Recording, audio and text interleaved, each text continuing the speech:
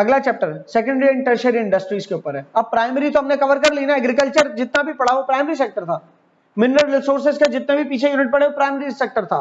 Fishing कर रहे हैं, फिशिंग के हवाले से पूरा एक चैप्टर था, या फॉरेस्ट के हवाले से एक चैप्टर था, वो सब क्या था, प्राइमरी सेक्टर था। ठीक है, अब सेकेंडरी और टर्शियरी सेक्टर की बात करते हैं। Cement industry, cement industry primary sector से क्या लेती है, मट्टी और लाइमस्टोन।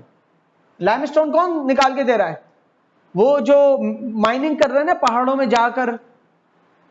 जाकर, पोडवार प्लेटोस की तरफ जाकर, या सिंध के किसी पहाड़ी इलाकों में जाकर लाइमस्टोन की जो पहाड़ है वहां से लाइमस्टोन निकालने, जो वो तमाम बिजनेसेस वो प्राइमरी सेक्टर के, जो उस लाइमस्टोन और मट्टी को जमा करके उससे सीमेंट बना रहे हैं, वो कौन से, वो कौन है, सेकेंडरी सेक्टर।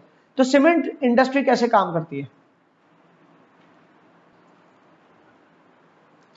सीमेंट इंडस्ट्री के पास जो इनपुट आता है वो आती है मट्टी, क्ले और लाइमस्टोन। कहां से आता है, उन बिजनेसेस से आता है जो जमीन से मट्टी निकाल के दे रहे हैं और पहाड़ों से लाइमस्टोन निकाल के दे रहे हैं। ठीक है, ये इनके बाद रॉ मटेरियल, इनकी रॉ मिल के अंदर चला गया, जमा होकर मिक्स हुआ। ठीक है, उसके बाद फिर ये रॉ मिल साइलो के अंदर गया, ये इनका पूरा प्रोसेस है। उस साइलो से होता होता फिर सस्पेंशन प्री हीटर्स में गया, ये हर डब्बे के अंदर इसकी हीटिंग हो रही है, पानी पड़ रहा है, मिक्स हो रहा है, ये सब कुछ हो रहा है इनमें। उसके बाद रोटरी किन के नाम से एक प्रोसेस है, उसमें गया, उसमें भी फिर प्री हीट होने के बाद मिक्स हुआ, फिर क्लिंकर साइलोस के अंदर गया, फिर क्लिंकर साइलोस से सीमेंट मिल में गया। इस दौरान जिप्सम इसमें ऐड हुआ, जिप्सम भी एक रॉ मटेरियल है, मिनरल्स में जिप्सम भी है, जहां से लाइमस्टोन निकलता है वहां से जिप्सम भी निकल आता है। ठीक है, और यहां पर मिक्स होकर सीमेंट बनाया सीमेंट, फिर साइलो वो होता है जिसमें जमा होती है कोई चीज, ऑयल्स के भी साइलो होते हैं, सीमेंट के भी साइलो, इसमें पूरा सीमेंट जमा हुआ, वो सीमेंट फिर ट्रकों में भर के डिस्पैच हो गया। सही है, तो इस प्रोसेस को आप पूरे तौर पे याद ना रखें, लेकिन इतना तो ध्यान में रखें कि क्ले और लाइमस्टोन जो है वो सीमेंट इंडस्ट्री के साइलोज में आता है, फिर वो फर्दर प्रोसेस होता है, उसके फर्दर प्रोसेस के अंदर जो है जिप्सम ऐड होता है, और जिप्सम ऐड होने के बाद वो मिक्सअप होकर पूरा सीमेंट बन जाता है, और वो सीमेंट फिर डिस्पैच हो जाता है। इतना पता होना चाहिए, ये अपने अल्फाज में लिख सको आप। ठीक है जी, सीमेंट इंडस्ट्री की इंपॉर्टेंस क्या है, सीमेंट इंडस्ट्री को रॉ मटेरियल क्या चाहिए, मतलब इनपुट क्या चाहिए सीमेंट इंडस्ट्री को। पहले तो इंपॉर्टेंस की बात करते हैं। सीमेंट इंडस्ट्री आपकी कंस्ट्रक्शन सेक्टर में बहुत काम आती है, सीमेंट इंडस्ट्री आपकी कंस्ट्रक्शन के सेक्टर में बहुत काम आती है। जितनी भी आपका इंफ्रास्ट्रक्चर बन रहा है उसमें सीमेंट की जरूरत पड़ती है, चाहे वो डैम बनाना हो, रोड बनाना हो, घर बनाना हो, सही है, या फिर कोई पोल गाड़ना हो, बहुत बड़ा बिजली का खंभा, तो वो भी सीमेंट से रुकता है।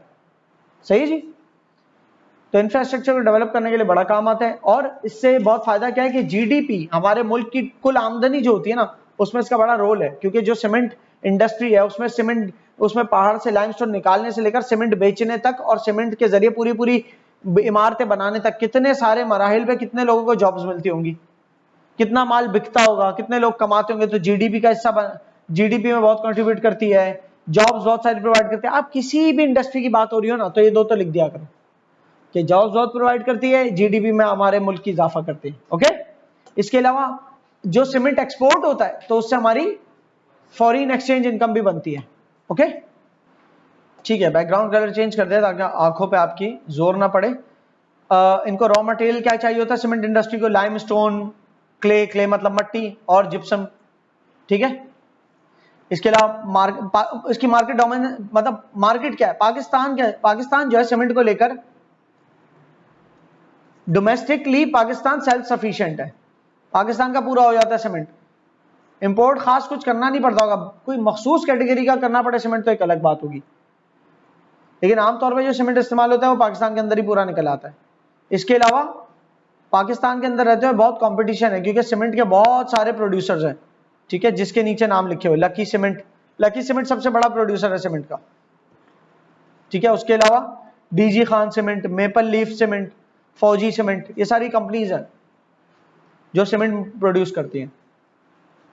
गवर्नमेंट की सपोर्ट इस इंडस्ट्री को मिलती है कहीं ना कहीं, जब गवर्नमेंट सपोर्ट का, फॉर एग्जांपल ये एक बहुत बड़ी सपोर्ट है कि गवर्नमेंट ने हक दे दिया कि आपको हम लीज पे दे रहे हैं फलां जगह, आप चाहें तो उससे पहाड़ काट के सीमेंट निकाल सकते हैं। यह प्रोवाइड कर, लेकिन गवर्नमेंट साथ में ये भी इंश्योर करते हैं कि आसपास कोई कम्युनिटीज ना हो। अच्छी गवर्नमेंट ये भी तो देखेगी ना, क्योंकि सीमेंट जब पहाड़ों से काटते हैं, लाइमस्टोन जब पहाड़ों से निकालते हैं, तो क्या होता है, पोल्यूशन होता है बहुत सारी वाइब्रेशन होती है, नॉइज पोल्यूशन होता है, मट्टी धूल मट्टी बहुत होती है। तो गवर्नमेंट कुछ उसूल भी लागू करती है कि ऐसी जगह पे आप जो है ना जरा संभल के एक्टिविटी कीजिएगा कि ऐसा ना हो कि आसपास की रिहायशियों को तकलीफ पहुंचे, या पहले आप रिहायशियों के लिए कोई दूसरा ठिकाना बनाए ताकि वो वहां पर शिफ्ट हो, फिर आप जाके किसी पहाड़ से जो है ना आप लाइमस्टोन निकाल सकते हैं, काट सकते हैं। इसके अलावा आप हॉस्पिटल्स बना के दें लोगों को, ताकि कोई किसी किस्म का प्रॉब्लम हो, क्योंकि दूर दराज एरियाज होते हैं, ये दूर दराज इलाकों में अगर कोई लाइमस्टोन मतलब पहाड़ों को तोड़ रहा है, पूरा पहाड़ों को तोड़ेगा तो बड़े बड़े पत्थर निकलेंगे जिनको पीस के लाइमस्टोन निकलेगा, राइट। तो अगर इस तरह के काम कर रहे हैं, उन एरियाज में लोग बीमार होते हैं तो कहाँ जाएंगे फिर, तो वहां पर आप हॉस्पिटल्स भी खोल के दें, क्योंकि आपकी एक्टिविटीज की वजह से बहुत सारी धूल मट्टी हो गई और लोगों की तबीयत भी खराब होगी, तो उनको हॉस्पिटल्स भी एक्सेसिबल होने चाहिए। तो अक्सर ऐसा होता है, लकी सीमेंट वगैरह हॉस्पिटल्स स्कूल्स ये सब बना के देते हैं उन जगहों पर जहां से ये लोग लाइमस्टोन निकाल रहे हैं। तो गवर्नमेंट इस तरह के उसूल भी लागू करती है। चैलेंजेस क्या है भाई, बहुत एनर्जी इंटेंसिव है, बहुत बिजली जाती है। अगर आपके ट्रैक्टर और एक्सकेवेटर जाके पहाड़ों से लाइमस्टोन काटे तो उसमें पेट्रोल बहुत जाना है, फिर उसके बाद वो सारे जो लाइमस्टोन रॉ आया है, रॉ क्ले है, उसको पिसा के मिक्स करना है, इसमें बिजली बहुत खर्च होनी है। तो बहुत बिजली चाहिए, और किसी भी इंडस्ट्री को बिजली बहुत चाहिए। किसी भी फैक्ट्री के लिए एक चैलेंज तो बिजली है, क्योंकि हमारे मुल्क में बिजली शॉर्ट है और एक्सपेंसिव है। ठीक है, क्यों एक्सपेंसिव है, क्योंकि इंपोर्ट करते हैं हम ऑयल एंड गैस, उससे बिजली बनाता है हमारा मुल्क, क्योंकि ज्यादातर बिजली हमारी फॉसिल फ्यूल से बनती है, तो इसलिए एक्सपेंसिव है। ठीक है जी। फिर सीमेंट की प्रोडक्शन में एनवायरमेंटल कंसर्न्स भी होते हैं कि पॉल्यूशन बहुत होता है, एक चैलेंज है सीमेंट से। फिर एक और चैलेंज सीमेंट से क्या है, प्रेशर ग्रुप्स। प्रेशर ग्रुप्स कौन होते हैं, प्रेशर ग्रुप्स वो होते हैं जो प्रेशर डालते हैं आप पे।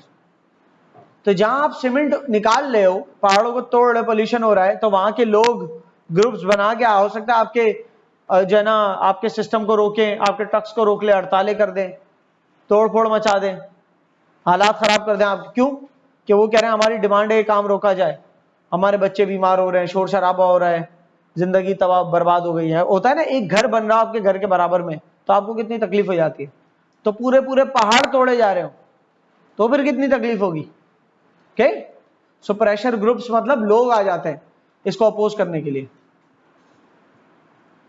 इंडस्ट्री आउटलुक, आउटलुक का मतलब होता है फ्यूचर, आपके फ्यूचर क्या प्रोस्पेक्ट्स हैं सीमेंट इंडस्ट्री को लेकर। तो कह रहे भाई जैसे जैसे अर्बनाइजेशन बढ़ रही है, अर्बनाइजेशन का मतलब क्या होता है, अर्बनाइजेशन का मतलब शहरों की तामीर, शहर की तामीर।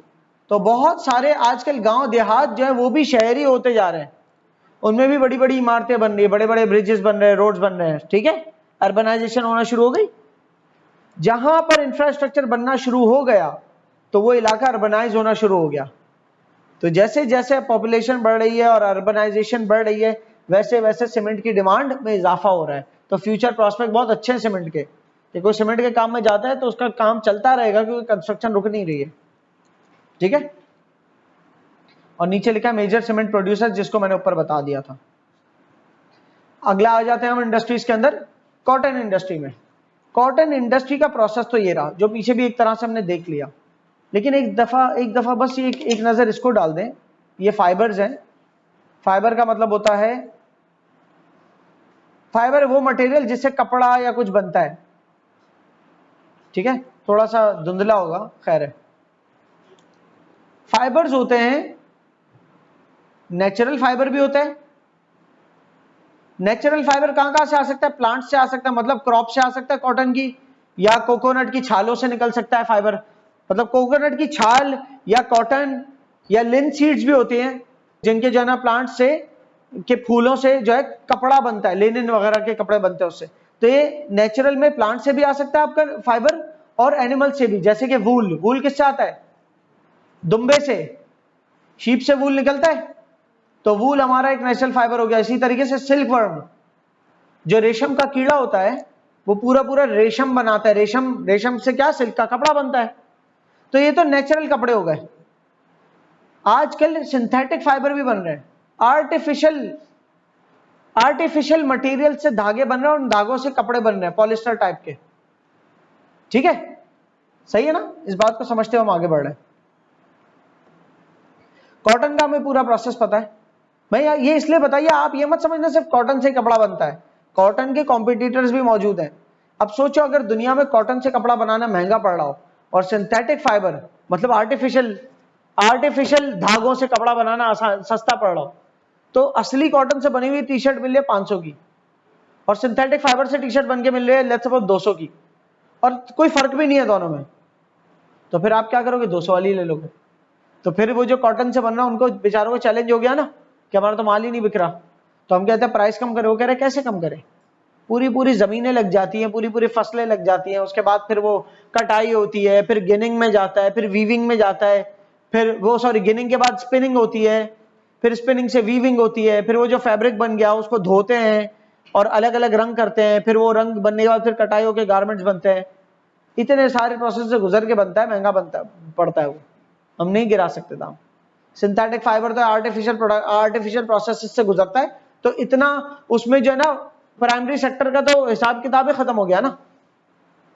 आर्टिफिशियल चीजें अब वो क्या होंगे? प्लास्टिक मटेरियल हो सकता है, बहुत किस्म के मटेरियल से आप पतले पतले प्रोसेस करके धागे बना के उससे कपड़ा बना सकते हैं आप। अब वो प्रोसेस क्या, उसकी डेप्थ में नहीं जा रहे हम। तो बहरहाल ये बता रहा हूं कि कॉटन से सिर्फ कपड़ा नहीं बनता, इसका मतलब कॉटन के कॉम्पिटिटर्स मौजूद हैं। कॉटन का पूरा प्रोसेस हमने देख लिया था, कॉटन से गिनिंग से स्पिनिंग, फिर यार्न, फिर वीविंग।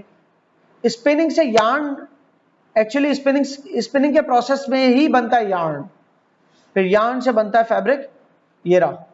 और फैब्रिक इतना कलरफुल कैसे हो गया? क्योंकि वीविंग निटिंग के बाद भी एक प्रोसेस होता है, इसमें स्किप किया हुआ है। तो वो जो ऊपर दिखाया था ना डाइंग वॉशिंग का, वो प्रोसेस देखना था।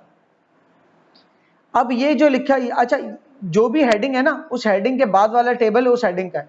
ये टेबल किसका है? कॉटन का, कॉटन इंडस्ट्री का। कि पाकिस्तान की लार्जेस्ट जो इंडस्ट्री है ना कॉटन इंडस्ट्री, पाकिस्तान में गारमेंट्स का काम बहुत है। पाकिस्तान की जो है ना, आप समझ ले, यहाँ पर लिखा होगा 50% पाकिस्तान की वर्कफोर्स जो है ना, पाकिस्तान में जो जॉब्स करने वाले जो लेबर है 50% जो है वो इस पूरे कॉटन के सेक्टर में लग गए, जिसमें कॉटन उगाने से लेकर कपड़ा बनाने तक, कपड़ा बेचने तक शामिल है।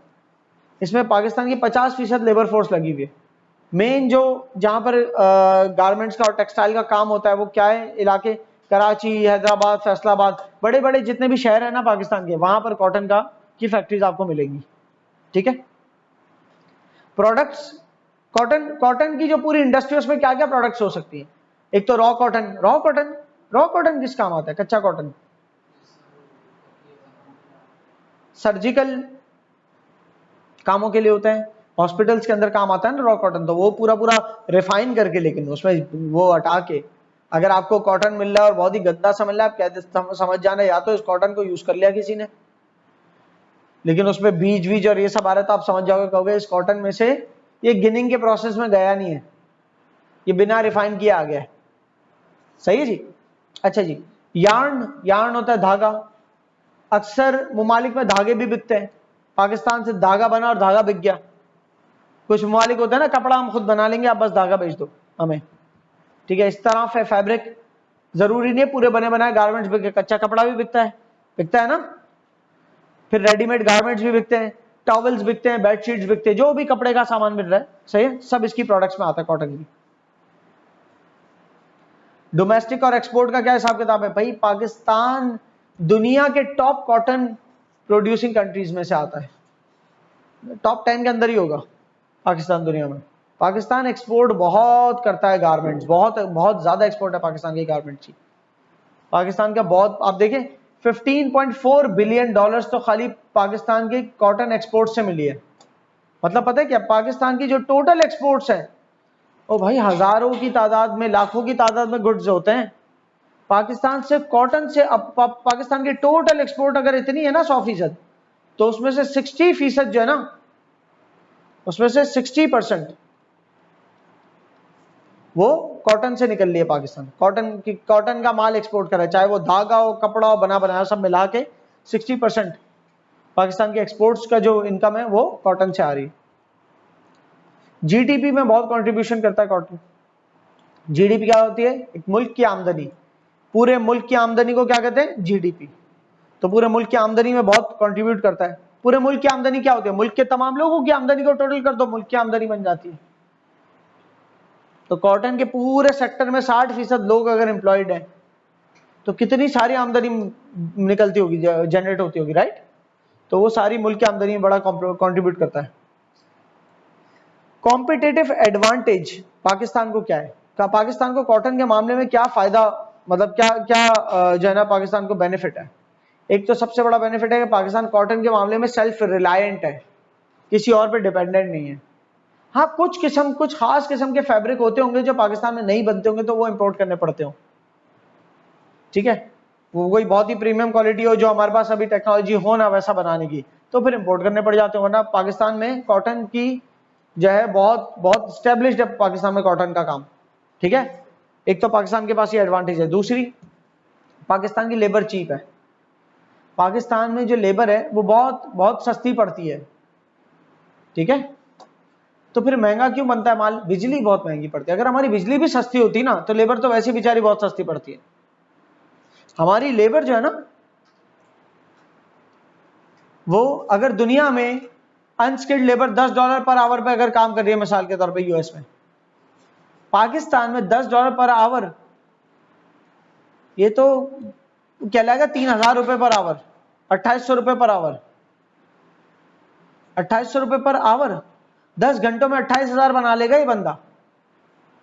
10 घंटे तो एक दिन काम करता है हमारा लेबर से।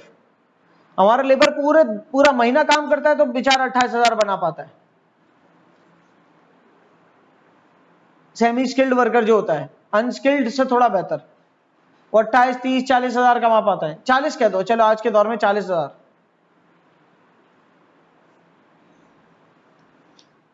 ये पूरे महीने में 40,000 कमा रहा है, और किसी दूसरे मुल्क में वो 1 घंटे में $10 कमा रहा है। ये तो हम उसकी बात कर रहे हैं जो अनस्किल्ड है। जो स्किल्ड है तो उनकी तो बहुत सैलरी हाई होती है पर आवर। तो आप सोचो, जहां पर इतनी महंगी लेबर पड़ रही हो तो वहां पर कॉटन की चीजें बनना कितना महंगा पड़ जाएगा। सही है? पाकिस्तान इस वजह से, पाकिस्तान को एडवांटेज है कि यहाँ बहुत सस्ते में काम हो जाता है। क्यों? पॉपुलेशन बहुत है। पाकिस्तान में इतनी पॉपुलेशन है, एक एक घर में 6-6 बच्चे हैं। वो सारे बच्चे अगर कमाने निकले कॉटन की मिल में लग गए तो 6 लोग इनकम लेके आ रहे, घर चल रहा है। तो 6 लोग जब इनकम लेके आ रहे तो कम कम लेके आ रहे। जहां पर आबादी कम है वहां पर एक ही बंदा आके काम कर रहा है, इतने लोग नहीं काम करने वाले, तो उसके पैसे भी ज्यादा होंगे। पाकिस्तान में काम करने वाले बहुत लोग मौजूद है, तो इस वजह से लेबर चीप है। लेबर चीप होने की वजह से क्या है, कॉटन हमारी कॉटन की चीजें जो है चीप बनती है, लेकिन फिर भी थोड़ी महंगी बनती है। और चीप बन सकती थी अगर हमारे पास बिजली डैम्स के जरिए ज्यादा बन रही होती। डैम्स मौजूद होते तो बिजली और बनती। अभी 2 डैम्स हैं, उससे क्या होगा? और बड़े 3-4, टोटल 4 एक डैम्स होते हैं हमारे पास, तो इतनी बिजली फिर सस्ती हो जाती है हमारे मुल्क में। सही जी? भारत फिर भी पाकिस्तान को एडवांटेज तो है ना कि लेबर चीप है। पाकिस्तान को चैलेंजेस क्या है यहां पर लिखे हुए सारे, कि आपकी जो क्रॉप्स है उसको वायरस लग सकता है, डिजीज लग सकता है। पाकिस्तान के अंदर अगर दुनिया भर में महंगाई बढ़ जाए, दुनिया भर में अगर डिमांड कम हो जाए तो पाकिस्तान, फिर बेचारा पाकिस्तान का माल नहीं बिकता। कोविड के टाइम पे दुनिया भर में गारमेंट्स की डिमांड गिर गई थी, एक्चुअली गिरी नहीं थी, चेंज हो गई थी, मास्क बनना शुरू हो गए थे, और घर में रहने वाले पजामे बनना शुरू हो गए थे, उसकी डिमांड बढ़ गई थी। सोफों के कवर खराब हो रहे थे, फट रहे थे, लोग सोफे तोड़ रहे थे घरों में बैठे बैठे। सही ना? तो उन चीजों की डिमांड बढ़ी थी, तो डिमांड फिर भी थी। सही है? लेकिन अगर डिमांड खत्म हो जाए पूरी दुनिया से, कहीं ना कहीं गारमेंट्स की डिमांड कम हो, कभी ऐसा हो सकता है, तो फिर पाकिस्तान को नुकसान होगा उससे। पाकिस्तान के कॉम्पिटिटर्स भी हैं फिर, China, USA, India, Thailand, Uzbekistan, Hong Kong, Bangladesh, Vietnam, बहुत सारी कंट्रीज हैं जो कॉटन के अंदर कंपटीशन देती है पाकिस्तान में। आउटडेटेड मशीनरी, पाकिस्तान की दुनिया भर में जो डेवलप्ड ममालिक है ना, वो मॉडर्न मशीनरी पे आ गए। हमारे वहां अभी तक इतनी मॉडर्न मशीनरी है नहीं, तो जब मॉडर्न मशीनरी नहीं है तो इस वजह से हमारी प्रोडक्टिविटी भी फिर थोड़ी कम है। पावर शॉर्टेजेस और high electricity cost, power shortage की वजह से बिजलियां चली जाती हैं, और इलेक्ट्रिसिटी कॉस्ट भी बहुत ज्यादा है, बहुत महंगी बिजली हमारे मुल्क में, सही है। तो इन वजूहत की बिना पर पाकिस्तान को चैलेंजेस होते हैं, कॉटन इंडस्ट्री को पाकिस्तान की। गवर्नमेंट सपोर्ट क्या कर सकती है, गवर्नमेंट के कोई ना कोई प्रोग्राम्स चलते हैं, कुछ ना कुछ गवर्नमेंट कोई कैंपेन कोई इनिशिएटिव लेती है जो कॉटन इंडस्ट्री को बूस्ट करने के लिए होता है। फॉर एग्जाम्पल कोई फ्री में लैंड फराम कर दिया या कह दिया कि आपके तरफ के हम रोड बना देते हैं, कहीं बने ना बने आपका माल तो जल्दी जाए। आपका एक्सपोर्ट करने के लिए हम जो आप पोर्ट में एक्सपोर्ट्स के लिए हिस्सा ही अलग बना देते हैं, कॉटन के लिए हिस्सा ही अलग दे देते हैं ताकि ज्यादा रश ना हो एक्सपोर्ट के वक्त। एक्सपोर्ट के ऊपर आपके लिए बड़ी आसानियां पैदा कर रहे हैं हम, ताकि आप ज्यादा माल एक्सपोर्ट करें, हमारे पास फॉरेक्स इनकम आए, सही है। तो ये सारी गवर्नमेंट सपोर्ट सर्विसेज दे सकती है। गवर्नमेंट जो है टैक्स रिफॉर्म्स ला सकती है कि वो जो कॉटन के प्रोड्यूसर्स हैं उनको हम टैक्स के बेनिफिट्स दे रहे हैं कि उनको कम टैक्स पे करना पड़ेगा। अगर वो कॉटन एक्सपोर्ट कर रहे हैं कॉटन का माल, तो उनका टैक्स पे हम उनको इतना एडवांटेज दे रहे हैं कि उनकी इनकम पे कम टैक्स लगेगा, ठीक है। तो ये एडवांटेज दे सकती है गवर्नमेंट। इसी तरह गवर्नमेंट एनकरेज कर सकती है कि मॉडर्न मशीनरी को लाया जाए, मॉडर्न एजुकेशन दी जाए लोगों को टेक्सटाइल की। तो उसके लिए गवर्नमेंट कोई सब्सिडीज और ग्रांट्स भी प्रोवाइड कर सकती है कि आप प्राइवेट सेक्टर अकेला नहीं करना चाह रहा तो गवर्नमेंट आपको सपोर्ट करती है, हम भी आपको पैसे देते हैं, लेकिन ट्रेनिंग प्रोग्राम्स कराए जाएं बाकायदा, ताकि हमारा गवर्नमेंट का काम ताकि कॉटन का काम हमारे मुल्क में और बेहतर हो। शुगर इंडस्ट्री, शुगर इंडस्ट्री में शुगर केन गन्ना उगाने से लेकर हार्वेस्ट करके उसको शुगर मिल तक पहुंचाना, फिर शुगर मिल में वो क्रश होता है, जूस निकल जाता है, क्रिस्टलाइज होता है जूस, और उससे फिर क्या बनती है, शुगर बनती है, ठीक है। उससे उसको शुगर बनने के अलावा जो बचा हुआ सिरप है मोलासेस होता है।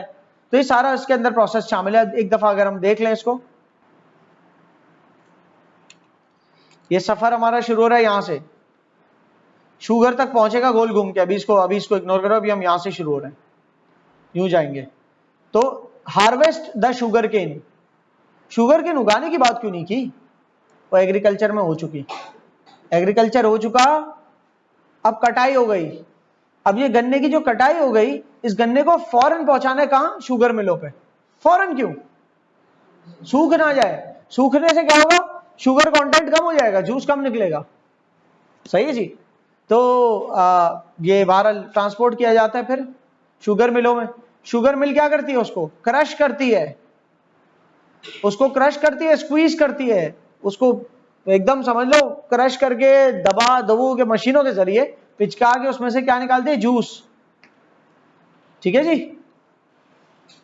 जूस को फिर क्या करती है, बॉयल, इतनी देर बॉयल करते हैं कि एवापोरेट हो जाए और नीचे थिक मटेरियल रह जाए, ठीक है जी। Spin the crystals in centrifuge to remove liquid and produce raw sugar. कह रहा है उसके बाद जब बॉयल होने के बाद जो थिक सिरप निकला ना, पानी शुगर का वो तो उड़ा दिया आपने, उसके बाद थिक रह गया ना हिस्सा खाली, तो वो थिक हिस्से को फिर इन्होंने क्रिस्टल्स बनाए, चीनी के क्रिस्टल्स बनाए, ठीक है। उसके बाद क्या, ये अभी रॉ शुगर है, ये रिफाइंड शुगर नहीं है, अभी चीनी के मोटे मोटे गट्ठे हैं, ये प्रॉपर वैसी शुगर नहीं जैसे हमें मिलती है, ठीक है।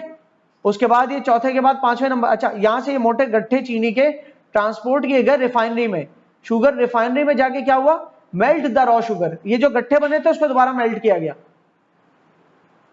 मेल्ट किया गया, दोबारा प्यूरिफाई, उस मेल्ट को छाना गया, छानने के बाद जो निकली बिल्कुल प्यूरिफाइड शुगर निकली। हो सकता है थोड़ी इम्प्यूरिफाइड शुगर भी अलग से हो, वो मोलासेस हो गई, जो मोटा सिरप निकला वो अलग कर दिया, और बाकी छन के जो बिल्कुल बारीक सिरप है ना, वो प्योर शुगर हुआ, जो हमारे पास टेबल शुगर होता है घर में, फिर उसको दोबारा क्रिस्टलाइज किया गया। तो ये वाला देखोगे ना, अगर थोड़ा ब्राउन ब्राउन है, इस वाले को देखो तो प्योर व्हाइट निकलेगा, तो ये ब्राउन ब्राउन है, उसको प्योरीफाई किया ना, और तो उसमें से बिल्कुल व्हाइट क्रिस्टल शुगर निकला, ये हमारे घरों में इस्तेमाल होता है।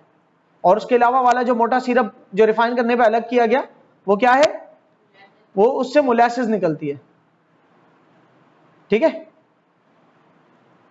अब इसमें से कौन सा प्रोसेस किस एंड पे, पूरा प्रोसेस याद नहीं करना है आपको, बस ये कि ड्राई किया गया उस शुगर क्रिस्टल्स को, और बारीक चीनी के जो दाने ना, मोटे मोटे गट्ठों को पीस के उतने छोटे बारीक चीनी के दानों में कन्वर्ट कर दिया गया, पैक किया गया और सेल कर दिया गया। क्लियर है, ये पूरा शुगर का प्रोसेस है। एज इट इज याद ना हो, लेकिन जबानी तौर पे कम से कम वेगली याद होना चाहिए कि गन्ना आया, गन्ने से जूस निकला, जूस को बॉयल किया गया, पानी उड़ गया तो थिक हो गया जूस, उस जूस को फिर रिफाइन किया, उसमें से मोलासेस अलग किया और प्योर शुगर वाला जो लिक्विड था उसको अलग करके क्रिस्टलाइज किया गया, तो मोटे गट्ठे बन गए, उनको तोड़ दिया, उनको पीस दिया गया, तो बारीक चीनी की तौर पे आगे उसको पैक करके बेच दिया गया।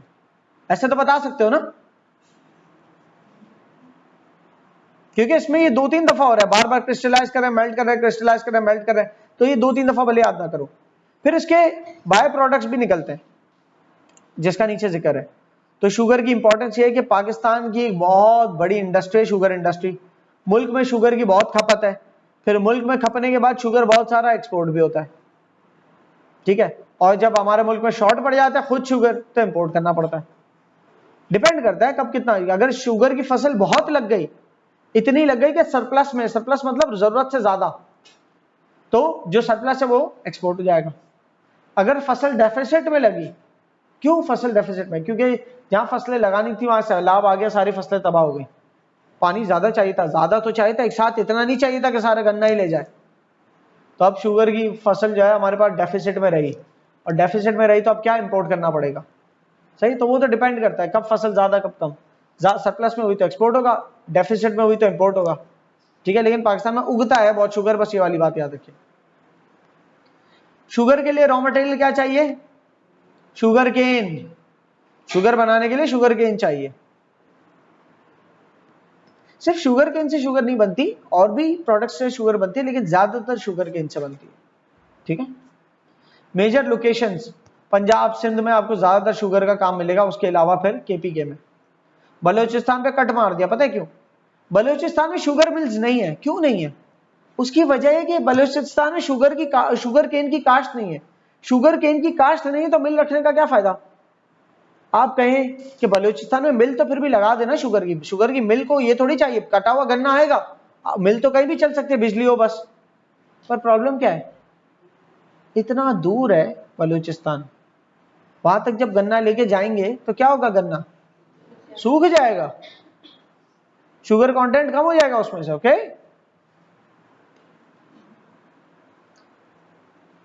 तो शुगर की जो मिल्स है वो कहां लगती है, प्रॉक्सिमिटी टू फील्ड्स, प्रॉक्सिमिटी मतलब नियर, करीब, फील्ड्स के करीब, कौन सी फील्ड के करीब, जहां पर शुगर केन की क्रॉप लगती है ना, उसके पास ही कहीं पर शुगर मिल्स भी होती है, ताकि कट के फौरन पहुंचे, ओके। कट के फौरन पहुंचेगा मतलब ये नहीं 4 गन्ने काटे पहुंचा, ऐसा नहीं हो, सारा माल जमा होता है, लेकिन ऐसा नहीं है कि महीनों लग जाए पहुंचते पहुंचते, ठीक है जी। बाय प्रोडक्ट्स क्या क्या निकलती है शुगर से, शुगर केन से बगास, मोलासेस, शुगर तो निकल गई, उसके अलावा उसका जो गन्ना जो बचा, बिल्कुल सूखा गन्ना, उससे आप जला के फ्यूल बना सकते हो, चिप बोर्ड लकड़ी जो होती है वो बना सकते हो, मतलब लकड़ी तो नहीं कहलाती, चिपबोर्ड शीटें होती हैं, वो लकड़ी तो दरख्त की होती है, चिपबोर्ड शीटें भूसे से जो बनती है ना, चिपबोर्ड की शीटें फर्नीचर बनाने का काम आती है, पेपर बनता है इससे, इसको पीस पिसा के प्रोसेस से गुजार के आप पेपर, टिश्यू पेपर ये सब भी बना सकते हो। एनिमल फीड, जानवरों का खाना, खुराक भी इससे निकल सकती है। जब शुगर केन के ऊपर जो छिलके, शुगर केन के पूरे गन्नों के ऊपर पत्ते लगे होते हैं, वो पत्ते काट के जानवरों को खिला दो, ठीक है, जानवर को आप पूरा गन्ना भी खिला दो, बहुत मजे से चबा के जूस के साथ निकालते निकालते खाएगा वो। मोलासेस, बगास तो हो गया, इसके अलावा शुगर जब रिफाइन करते हैं तो उसके अलावा उसका सिरप जो निकलता है मोलासेस, उससे इथेनॉल, इथेनॉल जो है फ्यूल बनाने के लिए काम आता है। अल्कोहल, अल्कोहल से बहुत सारी दवाइयां बनती हैं, ठीक है, ये शराब वगैरह भी अल्कोहल से बनती है, तो जिन ममालिक में ये शराब वगैरह का काम होता है तो वो इससे शराब भी बनाते हैं। बेकिंग प्रोडक्ट्स, मोलासेस से स्वीटनर्स बनते हैं, स्वीटनर्स मीठा करने के लिए होते हैं, तो बेकिंग की बहुत सारी प्रोडक्ट भी बनती है मोलासेस से, ब्राउन शुगर भी बनती है, बेकरी के बहुत सारे आइटम्स बनते हैं इससे। तो ये बहरहाल शुगर के हवाले, शुगर इंडस्ट्री के हवाले से कुछ इंफॉर्मेशन थी आपकी। अब आ जाते हैं फर्टिलाइजर्स इंडस्ट्री पाकिस्तान की। फर्टिलाइजर्स जो हैं उनके, अब ये आपको इसकी केमिकल कॉम्पोजिशन सीखने नहीं बैठे हुए आप, उनके केमिकल नाम नहीं पता होने चाहिए, ठीक है, बस यूरिया और डैप ये दो हैं जो आपको पता होना चाहिए।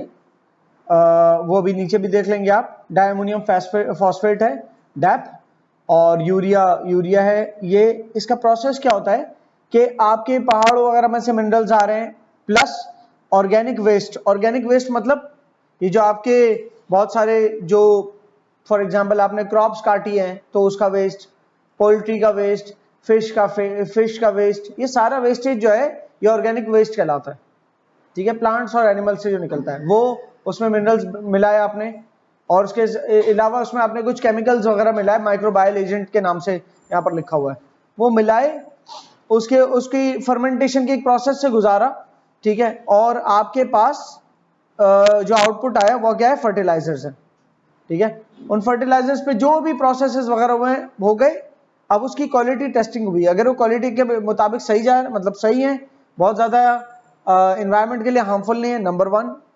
नंबर 2 ये कि जिस लिए बनाए गए हैं वो काम में सक्सेसफुल है कि नहीं, जो ऑब्जेक्टिव है वो मीट हो रहा है कि नहीं। फॉर एग्जांपल अगर पौधे उगाने हैं तो पौधों को फर्टिलाइज कर पा रहे हैं कि नहीं, ओके। तो जब ये टेस्टिंग से गुजरा, अगर कोई प्रॉब्लम हुआ उसमें तो दोबारा से पीछे के प्रोसेस से दोबारा से नए तरीके से बनाया हमने फर्टिलाइजर्स, करते करते जब एक परफेक्ट प्रोडक्ट बन गई तो हमने क्या किया, पैकेज और सेल किया उसको, ठीक है, और वो एग्रीकल्चर में काम आ गए फर्टिलाइजर्स।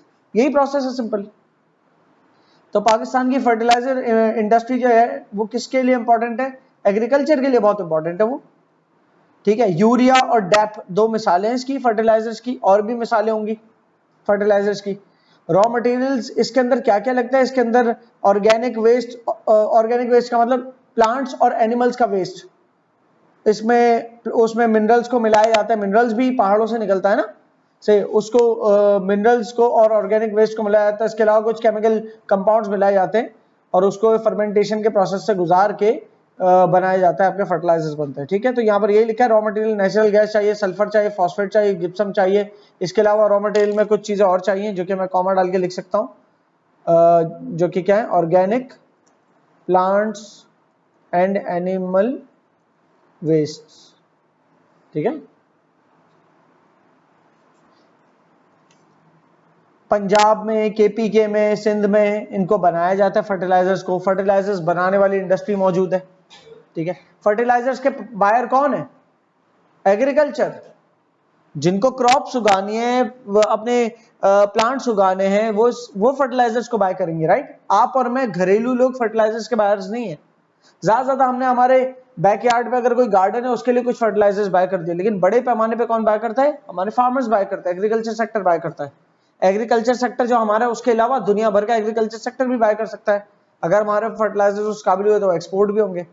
कई फर्टिलाइजर्स हम इंपोर्ट भी करते हैं कि उस क्वालिटी के अगर हमारे यहाँ ना बन पा रहे हो तो, ठीक है। फर्टिलाइजर्स प्लांट्स को फर्टिलाइज करते हैं और साथ में उनके अंदर अब तो इतनी इंजीनियरिंग हो गई कि उनके अंदर ये भी साथ जो है ना मौजूद है फीचर्स के, वो आपकी पेस्ट्स वगैरह को भी मार देंगे। फर्टिलाइज करने के साथ साथ वो आपकी पेस्ट वगैरह को भी मार देंगे, ओके। आप यूं ही समझ लो जैसे एक गाय को फीड दिया जाता है, वैसे ही पौधों को फर्टिलाइजर्स दिए जाते हैं। जैसे एक बॉडी बिल्डर इंसान जो है वो अलग अलग किस्म के सप्लीमेंट्स लेता है, क्रिएटिन के ले रहा है या कोई प्रोटीन्स ले रहा है, तो वो उसकी बॉडी को ग्रो करने में काम आ रहे हैं, वैसे फर्टिलाइजर्स प्लांट्स को ग्रो करने में काम आ रहे हैं, ठीक है। प्रोडक्शन एरियाज हमारे, मतलब बाय डिफॉल्ट फार्मिंग और एग्रीकल्चर को लेकर कौन से 2 रीजन हमारे ध्यान में आने चाहिए, पंजाब और सिंध। इसके अलावा ले देखिए केपी क्या हो गया, ठीक है। वाई नॉट गिलगित बल्तिस्तान, इतना एक्सट्रीम सर्द टेम्परेचर है वहां, फिर इतना माउंटेनस रीजन है, इतना स्लोप्स है कि वहां फार्मिंग बहुत कम होती है, और होती भी है तो टेरेस फार्मिंग टाइप की होती है, या माउंटेन्स के दरमियान सीधी वैलीज हैं तो उसमें फार्मिंग हो गई तो हो गई। तो इसलिए गिलगित बल्तिस्तान भी हमारे जहन में नहीं आता, डायरेक्ट केपी के जहन में आता है, क्योंकि केपी के में वैलीज ज्यादा है। गिलगित बल्तिस्तान तो मेनली पहाड़ी इलाका है, सारी कराकोरम रेंज और हिंदू कश रेंज वहीं लगती है, और बाकी बलूचिस्तान के अंदर फार्मिंग जो है, बलूचिस्तान के नॉर्थ वाले हिस्से में फिर फार्मिंग है जो कि केपीके के साथ लगता है, लेकिन उसके बाद जो साउदर्न बलूचिस्तान है, सेंट्रल बलूचिस्तान है, वहां तो पहाड़ी टाइप के इलाके हैं, रगेड लैंडस्केप है, साथ में कोई पानी भी नहीं है आसपास, खुश्क मौसम है, तो वहां पर इतनी क्रॉपिंग होती नहीं है, इसलिए वो नाम हम लेते नहीं है। की प्लेयर्स फर्टिलाइजर्स बनाने वाले की जो कंपनीज है, फौजी ग्रुप ये कंपनी है, एंग्रो ग्रुप लिखा है, इसका मतलब ग्रुप ऑफ कंपनीज। फौजी ग्रुप के बहुत सारी कंपनीज है, फौजी फूड्स, फौजी फर्टिलाइजर्स वगैरह वगैरह वगैरह, ठीक है। तो इसी तरीके से Engro group, Fatima group, agritech group, ये सारी मेन कंपनीज है जो फर्टिलाइजर्स भी बनाती है, सही। फिर गवर्नमेंट का क्या रोल किरदार है, गवर्नमेंट सपोर्ट करती है अगर इंपोर्ट करना पड़ जाए, फर्टिलाइजर्स वगैरह इंपोर्ट करने पड़ जाए, तो गवर्नमेंट उसके अंदर इंपोर्ट कर लेती है, फार्मर्स को सब्सिडीज फराम कर देती है कि अगर फार्मर्स नहीं अफोर्ड कर सकते इससे फर्टिलाइजर्स और लोकली मैन्युफैक्चर भी नहीं हो रहे, तो बाहर से आने वाले फर्टिलाइजर्स के को गवर्नमेंट जो है सब्सिडी दे देती है, मतलब फार्मर्स के लिए एक फिर कॉस्ट कम आती है क्योंकि गवर्नमेंट ने उसमें शेयर कर लिया पैसा अपना। क्लियर है? गवर्नमेंट ग्रांट और गवर्नमेंट सब्सिडी में एक फर्क है। गवर्नमेंट ग्रांट वन टाइम में एक बड़ी पेमेंट होती है और सब्सिडीज भी गवर्नमेंट ग्रांट की एक मिसाल ही समझ लो, लेकिन वो सब्सिडीज रेगुलर होती है कि जब जब खरीदारी हो रही है तब तक गवर्नमेंट अपना पार्ट प्ले करती है उसमें। गवर्नमेंट ग्रांट ज्यादातर बड़े प्रोजेक्ट के स्टार्ट में मिल जाती है कि गवर्नमेंट, अगर आप 100 मिलियन रुपीस का कोई प्रोजेक्ट स्टार्ट कर रहे हो तो गवर्नमेंट ने कहा 20% हमारा, 20 मिलियन रुपीस गवर्नमेंट खुद आपको जो ना 2 करोड़ रुपए गवर्नमेंट आपको ग्रांट दे रही है, तो ये ग्रांट वन टाइम है। सब्सिडी क्या है? जो चीज आप खरीद रहे हो वो अगर आपको 100 की मिल रही है लेकिन आप 60 की अफोर्ड कर सकते हो तो 40 गवर्नमेंट दे रही है, लेकिन गवर्नमेंट हर चीज में सब्सिडी नहीं देती है, उन सेक्टर्स में सब्सिडी देती है जो डेवलपिंग हो, कि जिससे फिर ये फायदा फ्यूचर में हो रहा हो कि फ्यूचर में इंपोर्ट्स ना करनी पड़े और कंट्री सेल्फ सफिशिएंट हो जाए। सही जी? तो गवर्नमेंट सपोर्ट जब भी आप किसी भी इंडस्ट्री के सेक्टर के साथ लिखेंगे तो इसमें ध्यान में आपके आना चाहिए गवर्नमेंट ग्रांट्स दे सकती है, गवर्नमेंट सब्सिडीज दे सकती है, और गवर्नमेंट क्या कर सकती है? ऐसी पॉलिसीज बना सकती है जो फर्टिलाइजर इंडस्ट्री के लिए अच्छी हो या जो किसी भी इंडस्ट्री के लिए अच्छी हो। जिस भी सेक्टर के बारे में बात करें तो गवर्नमेंट की सपोर्ट क्या हो सकती है? वो ऐसी पॉलिसीज बनाए, मतलब टैक्सेस कम कर दें उस सेक्टर के लिए, ठीक है ना, उस सेक्टर के को ट्रेनिंग प्रोग्राम्स फराहम करे, उस सेक्टर की जो लेबर है उनकी सैलरीज अगर कंपनीज बेयर नहीं कर रही तो गवर्नमेंट अपने पास से लेबर की कॉस्ट को शेयर करे। ठीक है? फर्टिलाइजर इंडस्ट्री को चैलेंजेस क्या है? वो जो पीछे सारे चैलेंजेस लिखे उसी तरह के चैलेंजेस हैं कि आपकी गैस शॉर्टेजेस है, बिजली की शॉर्टेजेस है, वगैरह वगैरह वगैरह।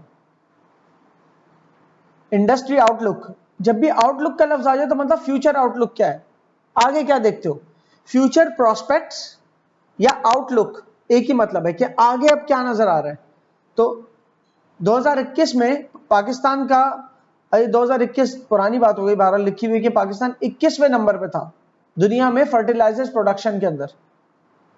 सही है? और 2026 तक पाकिस्तान की जो प्रोडक्शन है फर्टिलाइजर्स की वो 79,000 टन तक पहुंच जाएगी, मतलब 79 मिलियन किलोग्राम। 79 मिलियन किलोग्राम बहुत ज्यादा होता है, इतना जानना काफी है आपके लिए। Moving forward, iron and steel industry. अच्छा, आयरन एंड स्टील इंडस्ट्री के अंदर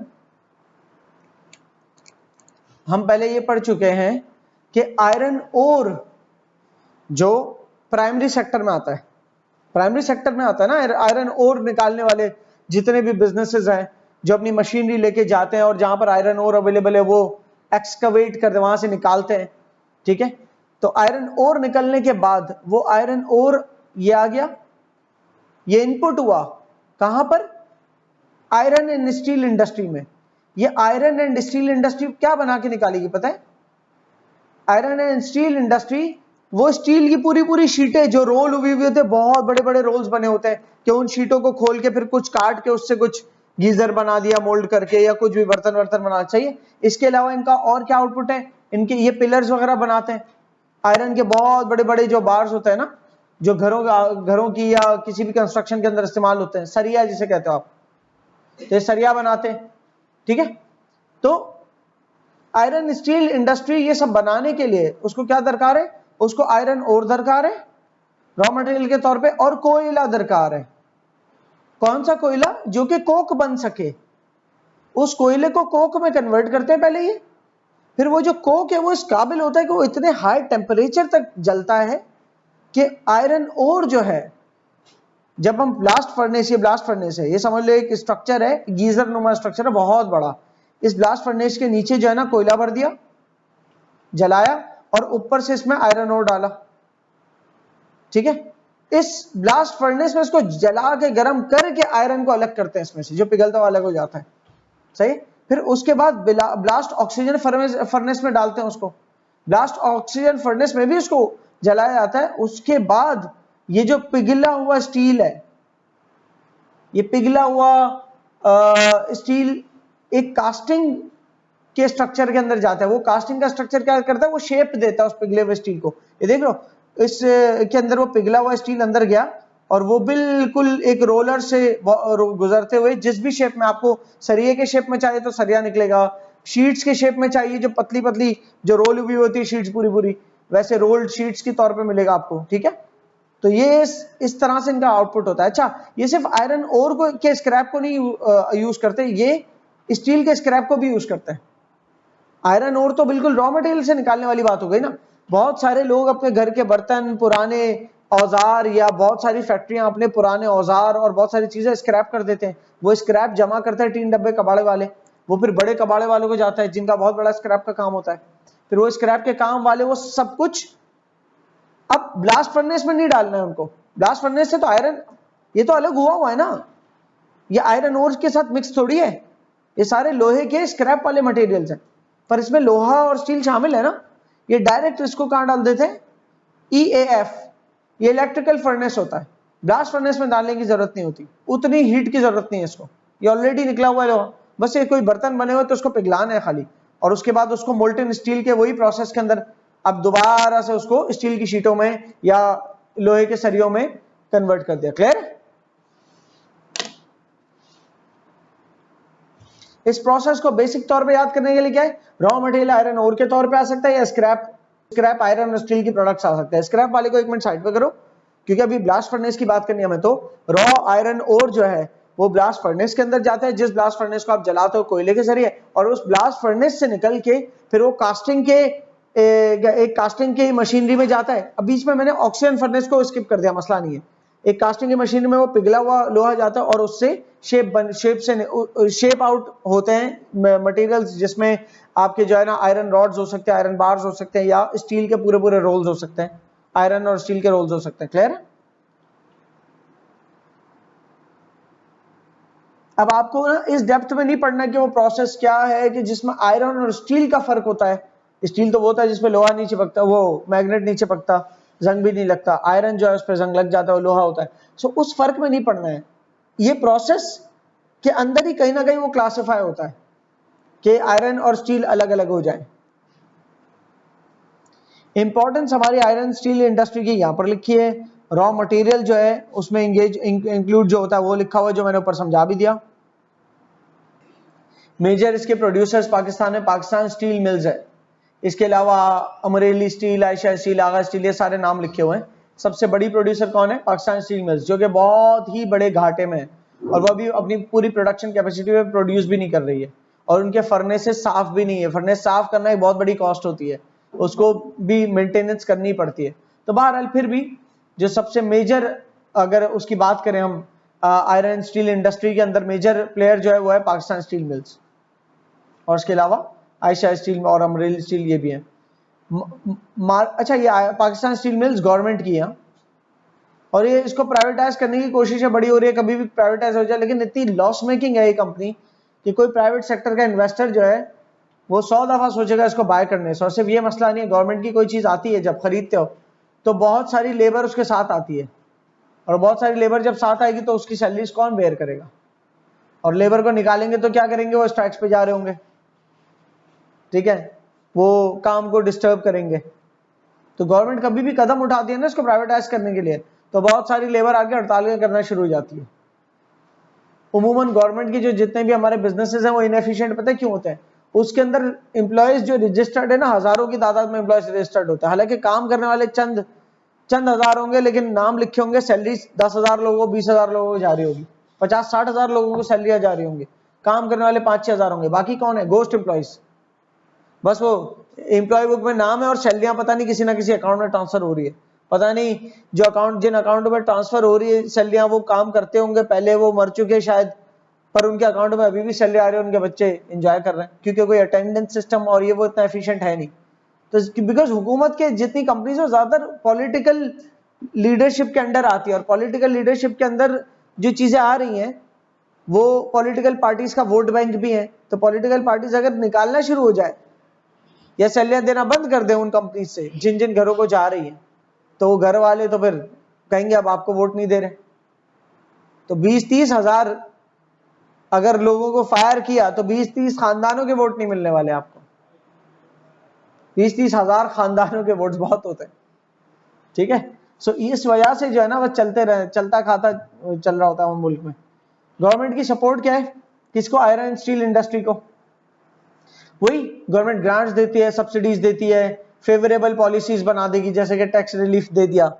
क्यों गवर्नमेंट करेगी? गवर्नमेंट चाहेगी कि जो आयरन स्टील का काम है मुल्क के अंदर ही हो जाए ज्यादा, ताकि कम से कम इंपोर्ट कराना पड़े, ताकि कम से कम डॉलर मुल्क से बाहर जाए, क्योंकि डॉलर वैसे मुल्क में बहुत ही ना होने के बराबर है। और डॉलर अगर खत्म हो जाएगा तो उसको कोई चीज खरीदने के लिए डॉलर हमारे पास नहीं है, तो फिर कहीं किसी दूसरे मुल्क से कर्जा लेना पड़ेगा डॉलर के नाम पे। कर्जे का डॉलर आता है तो फिर उसके बदले सूद पे करना पड़ता है, और बहुत सारी कंडीशंस अटैच हो जाती है। और पाकिस्तान की क्रेडिबिलिटी का मसला यह है कि अभी इजीली कर्जा भी नहीं मिल रहा, बिकॉज ऑलरेडी बहुत मकरूज है।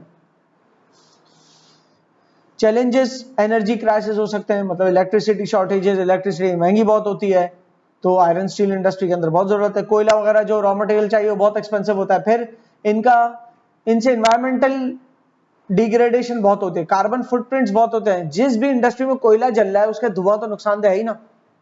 अभी आगे भी देखेंगे ब्रिक किल्न्स को। इंडस्ट्री फ्यूचर आउटलुक क्या है? Growing demand for steel, steel की डिमांड बढ़ती जा रही है। तो इस सेक्टर के लिए खुश आइन बात है कि अगर ये सेक्टर ग्रो होता है और उस सेक्टर में अगर डेवलपमेंट होती है तो स्टील की डिमांड बढ़ती जा रही है, क्योंकि मुल्क में कंस्ट्रक्शन चलती चली आ रही है, मुल्क में अर्बनाइजेशन बढ़ रही है, मतलब शहर वाला इंफ्रास्ट्रक्चर बढ़ता जा रहा है, तो उसके लिए आयरन स्टील की डिमांड होती है। तो अगर ये इंडस्ट्री को डेवलप किया जाए, इसकी फैक्ट्रीज और मैन्युफैक्चरिंग फैसिलिटीज को मेंटेन किया जाए, प्रॉपर तरीके से इसमें इन्वेस्ट किया जाए, तो क्या होगा? इनका माल बिकेगा। हाँ, लाजमी बिकेगा। डिमांड तो बहुत है, इतनी है कि इंपोर्ट कराना पड़ता है, तो यहीं बन जाए तो क्या बात है। सही। जो भी चीज इंपोर्ट हो रही है ना आपके मुल्क में, तो उसमें यह टेंशन खत्म हो जाना चाहिए कि हमारे पास कस्टमर नहीं है उस चीज का। कस्टमर है जब भी तो इतनी डिमांड है कि लोकली जितना प्रोड्यूस हो रहा है उससे ज्यादा चाहिए, तो इंपोर्ट करना पड़ रहा है। दो वजूहत की बिना पर इंपोर्ट होती है। एक तो ये आपके मुल्क में माल कम बन रहा हो तो जो इजाफी चाहिए वो इंपोर्ट हो रहा होता है। दूसरा है कि आपके मुल्क में अच्छी क्वालिटी का माल नहीं बन रहा है तो इंपोर्ट कर रहे हैं। ओके, सो अगर क्वालिटी भी वैसे प्रोवाइड कर दें जैसे बाहर मुल्क से आता है माल, उस तरह वाली क्वालिटी आप प्रोवाइड कर दें और इनफ क्वांटिटीज में प्रोवाइड करें, तो फिर क्यों खरीदेंगे बाहर से? महंगा पड़ता है बाहर से खरीदना। फ्यूचर आउटलुक ये है कि गवर्नमेंट जो है प्राइवेट सेक्टर के साथ मिल के इन्वेस्टमेंट करना चाह रही है इस सेक्टर को ग्रो करने के लिए। जैसे कि गवर्नमेंट बड़ी ऑफर्स कर रही है कि पाकिस्तान स्टील मिल्स जो है कोई प्राइवेट सेक्टर बाय कर ले, जब वो कर लेंगे बाय तो उसके ऊपर अच्छी इन्वेस्टमेंट्स होगी और अच्छी फिर स्टील, आयरन स्टील की प्रोडक्ट्स हमारे मुल्क में बन जाएंगी, ना कि हमें इंपोर्ट नहीं करानी पड़ेंगी। ब्रिक किल्न्स, ब्रिक किल्न्स होती हैं ईंटें बनाने की भट्टी। ईंटें बनाने की जो भट्टी होती है उसका प्रोसेस क्या होता है?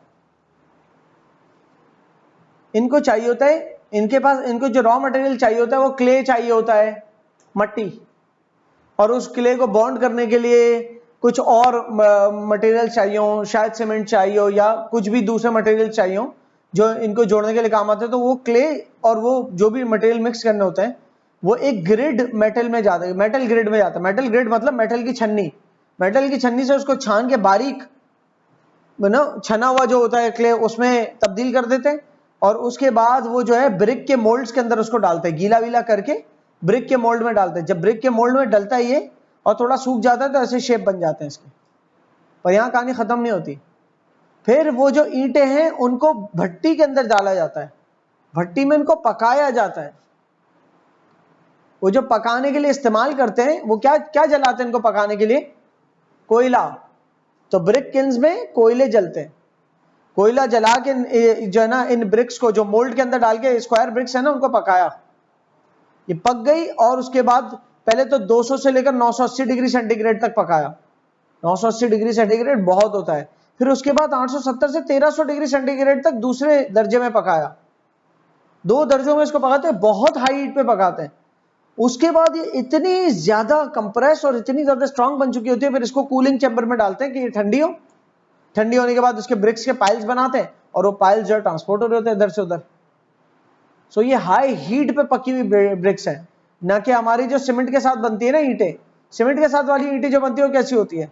वो बस सीमेंट, कंक्रीट सीमेंट वगैरह को मिलाया और उसके ब्लॉक्स जो है ना वो सुखा दिए, मोल्ड में डाला। मोल्ड मतलब जो डाई होती है, मोल्ड किसे कहते हैं? वो डाई जिसमें कोई चीज जाए तो शेप बन जाए, जैसे हमारे फ्रीजर्स के अंदर बर्फ जमाने के मोल्ड्स होते हैं ना, वैसे ब्रिक्स को जमाने के मोल्ड्स होते हैं। ब्रिक्स को जमाने के मोल्ड्स में पहले डलती है ब्रिक, उसके बाद पकती है। पहले पका मत देना, पका दोगे तो उसका कोई शेप थोड़ी होगा। पहले आप मोल्ड में डालोगे, उसको कोई शेप दोगे, फिर उसको पकाने के लिए डालोगे, फिर उसको ठंडा करके उसके बाद सेल आउट। तो ये बहुत स्ट्रॉन्ग ब्रिक्स होती है, बहुत स्ट्रॉन्ग ब्रिक्स होती है, और ठंडे इलाकों में तो बहुत अच्छी रहती है। और ये इन ब्रिक्स को, ईंटों को, लाल ईंटें हैं ये, लाल ईंटों को यूज करके जो स्ट्रक्चर्स बनते हैं वो इतने पायदार होते हैं, 200-200 300-300 सालों तक भी चल रहे होते हैं। हम बहुत सारे अभी भी पाकिस्तान में अंग्रेजों के बनाए हुए स्ट्रक्चर्स देखते हैं तो वो ब्रिक्स के बने होते हैं ज्यादातर। ठीक है, प्रोसेस समझ में आ गया? ये उसकी चिमनी है ब्रिक किन की, और ये देख रहे हो धुआं कैसा निकल रहा है, एनवायरनमेंट को कितना डैमेज करेगा। तो इन चिमनियों को बनाने के भी अब तरीकेकार आ गए अलग अलग किस्म के, और अब ऐसे प्रोसेसेस आ गए कि जिससे जो धुआं निकलता है ना, उसकी कालक नीचे बैठ जाती है और सफेद धुआं बाहर निकलता है। बहरहाल नुकसानदेह तो वो भी होता है, सिर्फ कालक बैठा रहे हो, लेकिन स्टिल कालक के साथ नहीं निकल रहा वो धुआं, तो फिर भी थोड़ी बेहतरी है उसमें। इंपॉर्टेंस, अच्छा ये ब्रिककिंस के जो बिजनेसेस है ना, वो बहुत ज्यादा बड़े पैमाने के नहीं मिलेंगे आपको, वो ज्यादातर एसएमईज होंगी, स्मॉल ऑर्गेनाइजेशंस होंगी, या स्मॉल एंड मीडियम ऑर्गेनाइजेशंस कहलाते हैं एसएमई। एसएमई जो होती है ना, वो होती है small and medium size enterprises. Enterprise मतलब बिजनेस, तो small and medium sized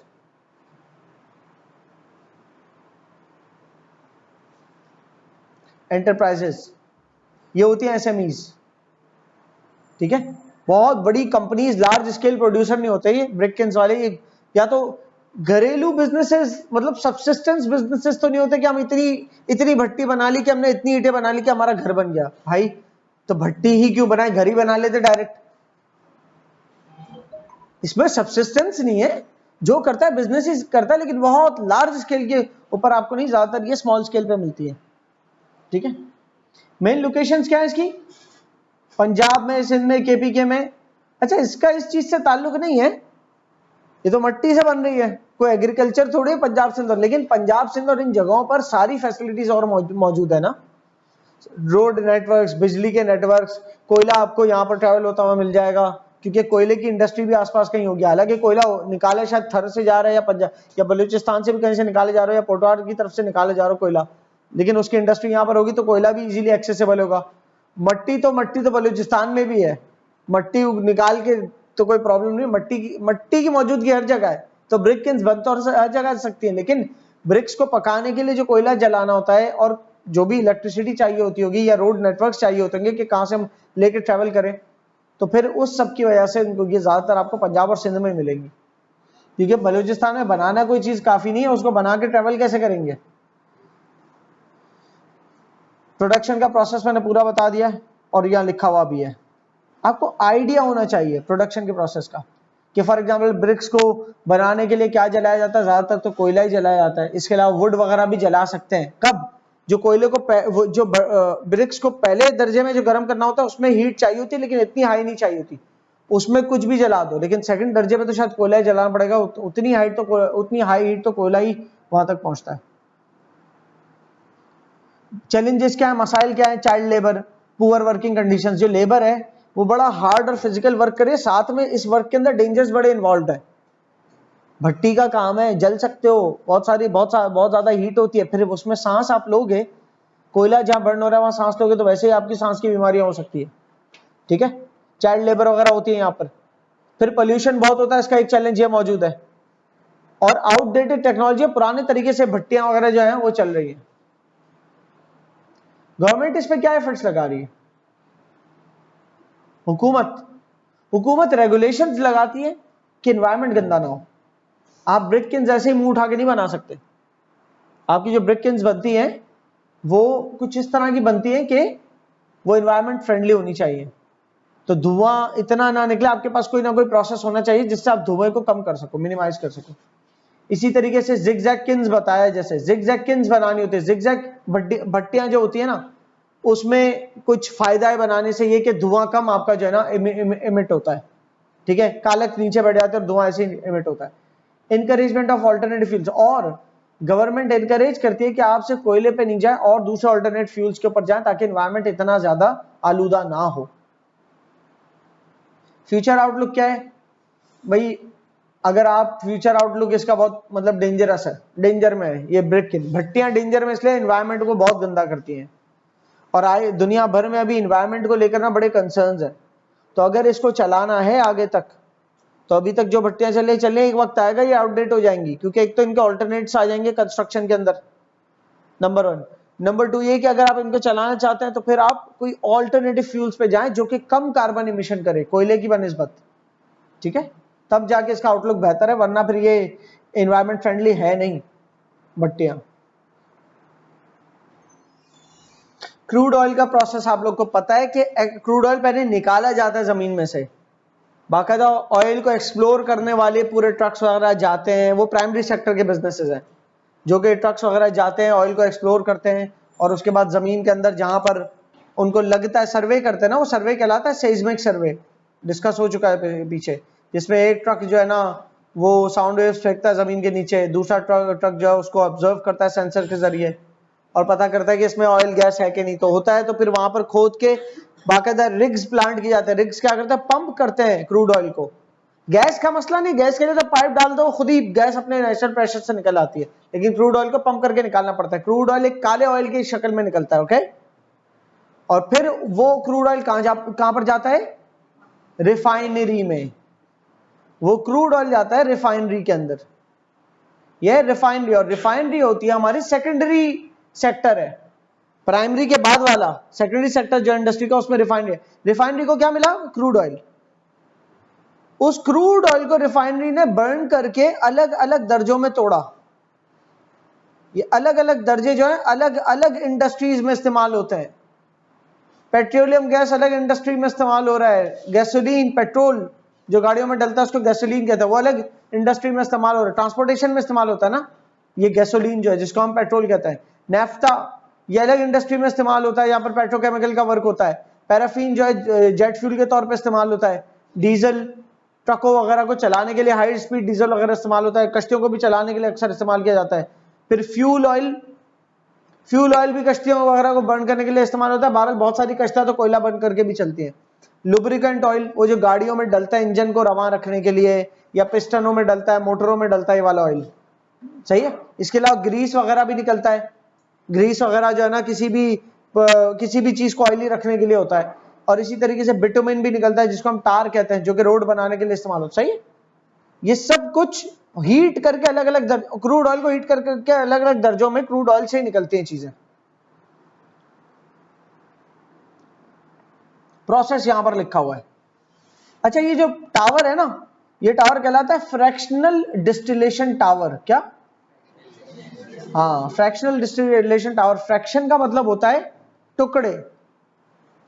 fraction क्या होता है? जैसे हम कहते हैं ना 5 में से 2, ये फ्रैक्शन है, ठीक है। तो फ्रैक्शनल डिस्टिलेशन टावर क्या करता है? उस क्रूड ऑयल को सेपरेट हिस्सों में तोड़ता है, सही जी।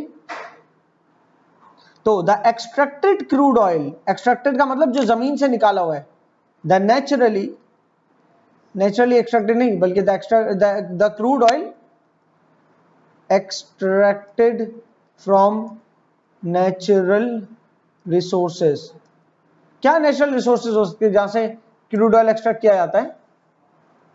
जमीन हो सकती है, कौन सी वाली? आमतौर पे हमारे लैंड के अंदर जमीन हो सकती है जो कि हमारी कहलाती है ऑन शोर वाली, और ऑफ शोर भी हो सकती है, समंदर के अंदर वाली जमीन, वहां से भी निकलते हैं। समंदर की ऑयल रिग्स बहुत बड़ी होती हैं, वो तो बहुत बड़े जाइंट साइज की बनती है, वो समंदर के अंदर जो जमीन है उसके अंदर से ऑयल एंड गैस निकालने के लिए होते हैं।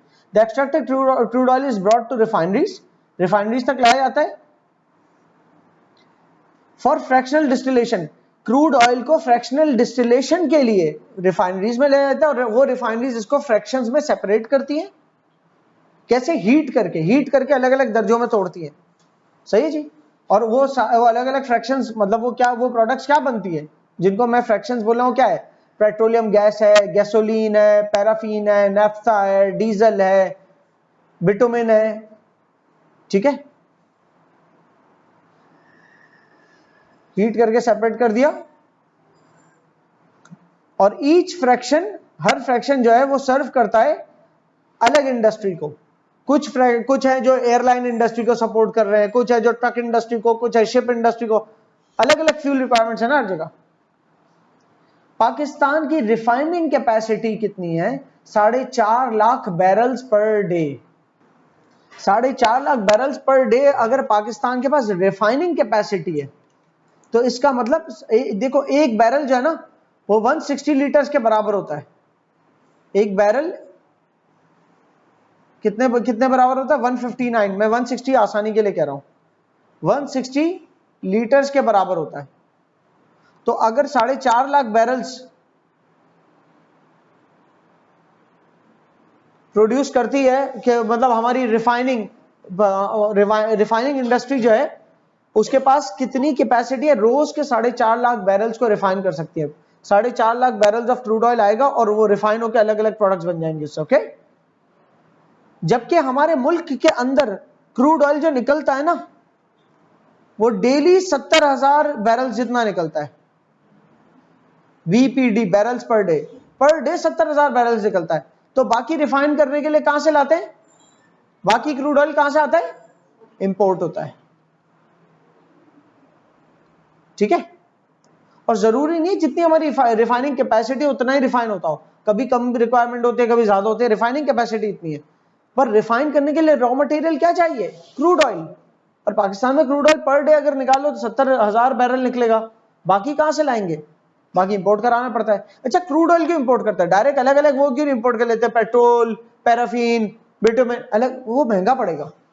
वो तो एक मैन्युफैक्चर्ड प्रोडक्ट कहलाएगी ना। हम सेमी मैन्युफैक्चर्ड प्रोडक्ट लेके आते हैं, मतलब जो जमीन से निकली हुई रॉ मटेरियल है, रॉ मटेरियल मंगवा के खुद रिफाइन करते हैं। ये कम से कम इसमें हमारी जेब से डॉलर कम जाएगा। अगर बनी बनाए प्रोडक्ट मंगवाए तो बहुत सारा डॉलर चला जाएगा पाकिस्तान से, ठीक है। हमारी जो रिफाइनिंग इंडस्ट्री है तकरीबन पूरे साल का 1 अरब डॉलर, 1 बिलियन डॉलर बचाती है पाकिस्तान को। 1 अरब डॉलर का फॉरेन एक्सचेंज बचाती है पाकिस्तान को।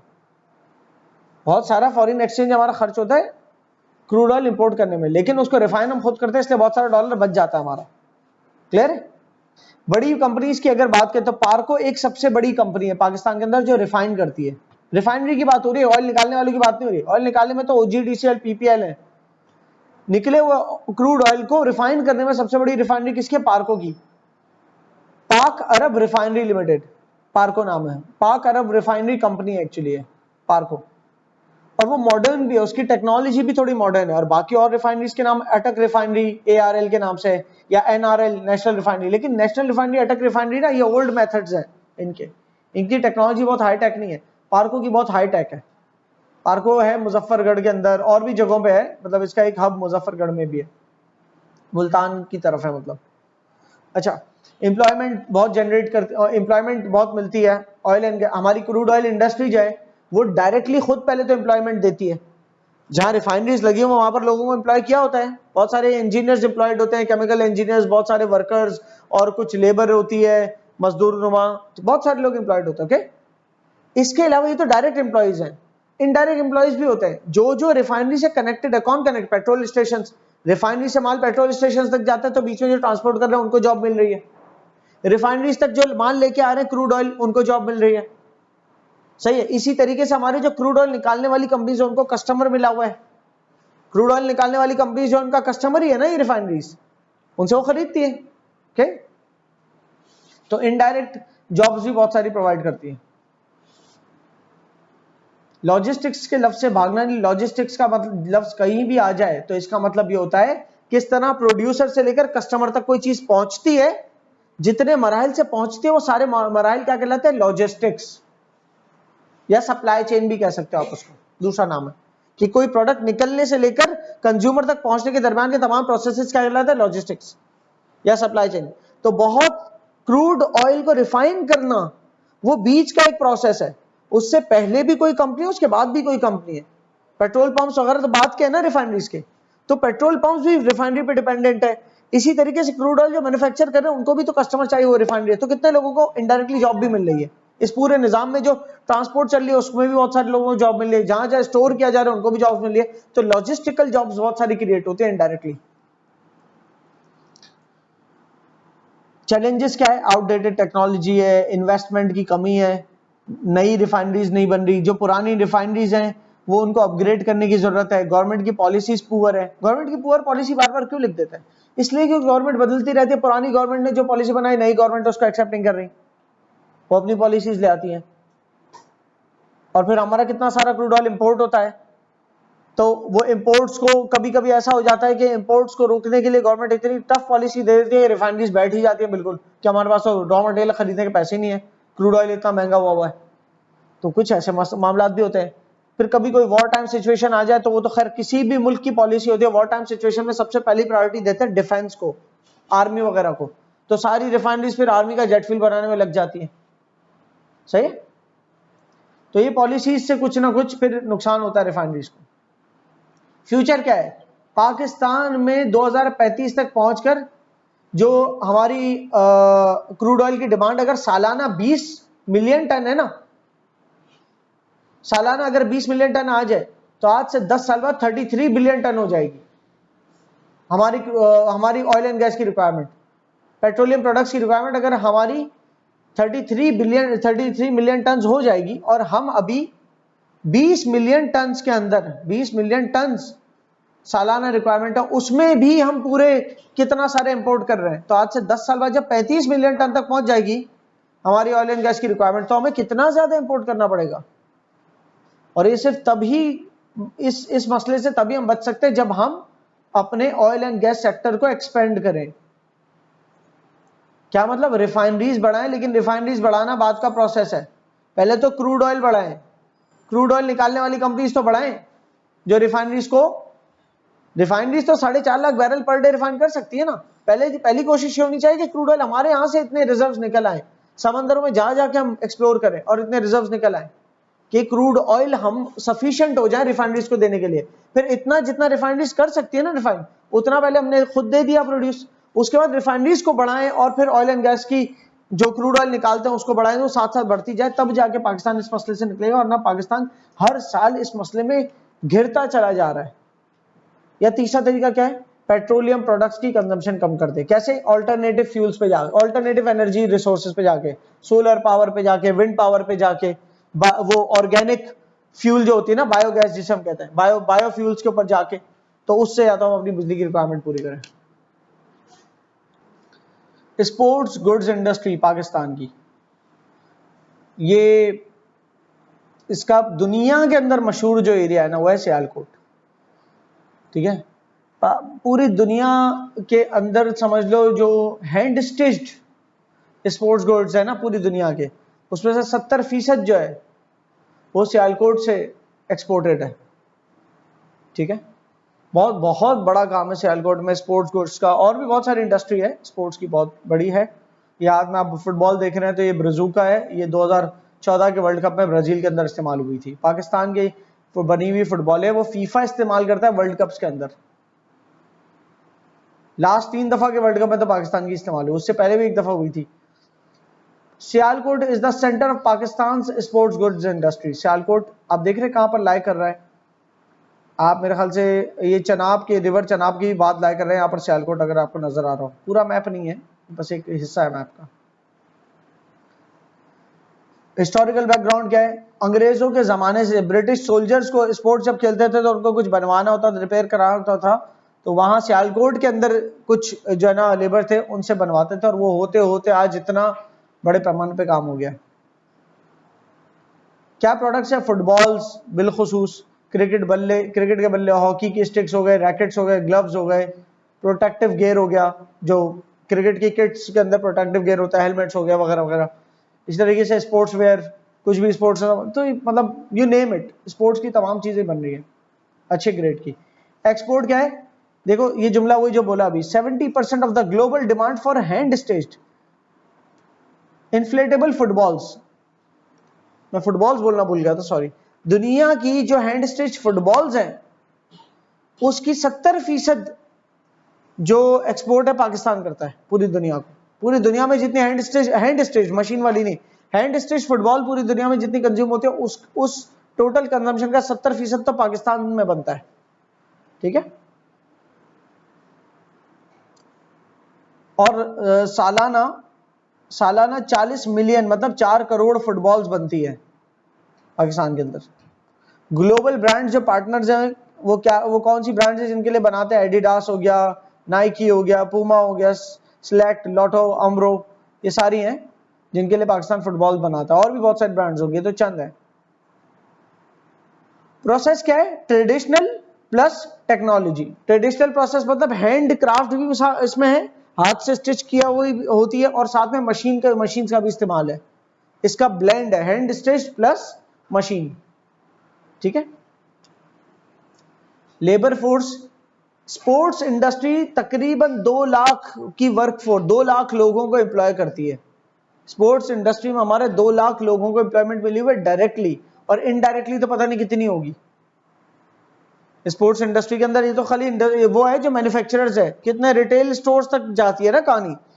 स्पोर्ट्स के मैन्युफैक्चरर्स माल जिनसे खरीदते हैं उनको भी जॉब्स मैसर है, फिर स्पोर्ट्स के मैन्युफैक्चरर्स माल जिनको बेचते हैं वो रिटेल स्टोर्स या डिजाइन वगैरह उन सबको भी जाती है, ठीक है। तो वो इनडायरेक्टली एम्प्लॉयड है। लेकिन चाइल्ड लेबर एक कंसर्न है। चाइल्ड लेबर मतलब हमारे मुल्क की बहुत सारी इंडस्ट्री के अंदर एक छोटी उम्र के बच्चों को जो है ना उसमें लगाया हुआ होता है, मैन्युफैक्चरिंग के काम में लगा होता है, लेबर रेट होता है, तो चाइल्ड लेबर पूरी दुनिया के लिए कंसर्न है। लेकिन वो फैक्ट्रीज जो इंटरनेशनली माल एक्सपोर्ट करती है और इतनी बड़ी ब्रांड्स को करती है, तो वो ब्रांड्स जो है ना वो अफोर्ड नहीं कर सकती ये बात कि चाइल्ड लेबर जो है हो रही हो, उनका तो ब्रांड इमेज ठप हो जाएगा। उनकी तो वैल्यू एडिड इसी बात पे कि हाई क्वालिटी प्रोडक्ट्स बन रही है, हमारी एनवायरनमेंट को कम डैमेज हो रहा है, बच्चों को नुकसान नहीं पहुंचा रहे, किसी जानवर को नुकसान नहीं पहुंचा रहे, इन सारी बातों के बाद तो ब्रांड बनती है।